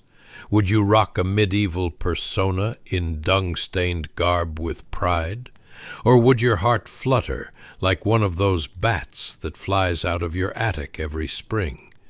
Perhaps you'd think, wouldn't it be great to just play the lute instead? Until you remember you'd have to play it whilst dodging the odd whiff of, well, unsavory substances. Congratulations. You've just awoken in the year 1351, not the year everything goes sideways, but definitely the year everything goes downhill, into the cesspools of existence. Picture this. The morning sun rises with all the enthusiasm of a cat who just spotted a laser pointer. And there you are, stepping out of your humble abode, which, if we're being generous, resembles a glorified broom closet. You find yourself surrounded by a landscape that's part paradise, part sewer. The air is thick with the earthy scent associated with, well, let's just say it's not exactly the aroma of fresh-baked bread wafting from a local bakery. It's more like a science experiment left to ferment in your garage for a very long time, with questionable consequences. As you prepare for work, it suddenly hits you. You forgot to grease your boots, and you'll be squelching through the muck all day like an unfortunate contestant in a permanent mud wrestling match. Welcome to gong farming, where the only thing that gleams more brightly than the morning sun is the glistening layer of what might be beneath your feet. Let's talk about your daily grind, shall we? When the townsfolk wake up every morning, eager to start their day, you're there, standing with your trusty spade, which is less spade and more glorified shovel, meant for shoveling, well, all sorts of waste, though not necessarily the delightful kind. Your title may evoke laughter from children or admiration for a job well done from the townsfolk, but the reality of it, think of it as the ultimate career motivation poster reading, "Every job has its challenges, yours just smells worse." Each day unfurls before you like a particularly bad birthday gift. You venture forth into your office, armed with 2 torches that flicker menacingly in the air, illuminating a path that can only be described as a veritable minefield of human treasures. You find yourself kneeling in muck, yes, knee-deep, thank you very much, and contemplating how life led you here. As you scoop your way through the day, taking your sweet time to reflect on the ripple effect of the last dinner's leftovers on your fellow villagers, you realize you're the unsung hero of sanitation. Without you, your townsfolk would be forced to confront fields of waste, turning the surrounding area into a veritable wasteland. Imagine trying to explain that to your friends over a pint later. Yeah, I literally cleaned up everyone's mess today. And before you ask, yes, my hands do smell like day-old cabbage. Yet amid the absurdity, you forge an understanding, a kinship with the noxious odors that waft around you, like a good friend who shows up uninvited at the worst possible time. It makes you wonder if your true calling may have been in the life of a bard, singing catchy tunes in a public square, instead of tapping fiercely at your chosen profession, whispering apologies to the vermin who dare cross your path. And while you wrestle with the existential pondering of your career choice, the sights, sounds, and even, dare I say, smells of medieval life envelop you. Children are screaming joyfully as they chase one another, free of the burden of adulthood, unaware of the true state of the world behind the hidden walls. Well, hidden from most, but certainly not from you. You laugh silently to yourself. Life had a peculiar way of putting everything into perspective, didn't it?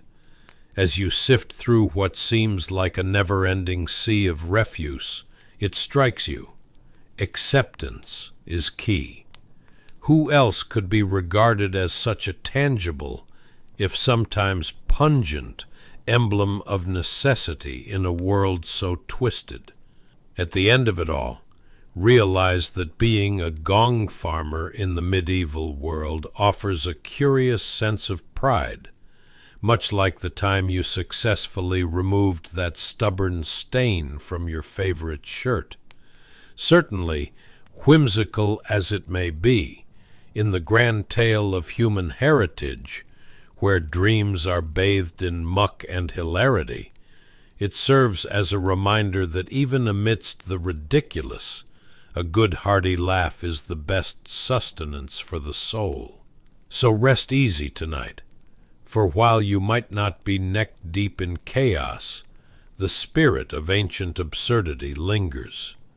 Sweet dreams of misunderstood professions await, where laughter and warmth embrace you like a reassuring hug from a fellow dung collector. So tonight, as the creaking, groaning world of the past finally begins to slow down, you can let your own shoulders drop. You have survived the day as a scullery maid, a field hand, and even a humble washerwoman. You have heard the echoing thwack of the wooden paddle against the stone, felt the raw burn of lye on your hands, and perhaps even caught a whiff of the unforgettable fragrance of the Gong farmer's nightly heroics. It was a life of constant back-breaking labor, where a single clean shirt was a victory and a piece of unscraped bone was a feast. It was a life defined by the slow, repetitive rhythm of the sun and the seasons, a cycle of sweat, frost, and exhaustion. But look closer. History may be gross and terrifying, but it's also proof that people are stubborn, hopeful, and kind of ridiculously resilient. They managed. They built lives. They carved tiny roosters from scrap wood and fell in love behind flour sack curtains. They endured the smell of fermented despair, just so others could sleep a little cleaner. They were our ancestors, and they were tougher than old leather and twice as stubborn. So tonight, as you tuck into your clean bed with hot water, indoor plumbing, and a refrigerator full of food that won't kill you, maybe whisper a quiet thank you. Thank your resilient, anonymous ancestors, the quiet heroes who survived lice, leeches, and soup that might kill you, all to get us here. Their toil is done. Your day is done. The castle is quiet. The fire is low. And the long, silent night is here. Rest now.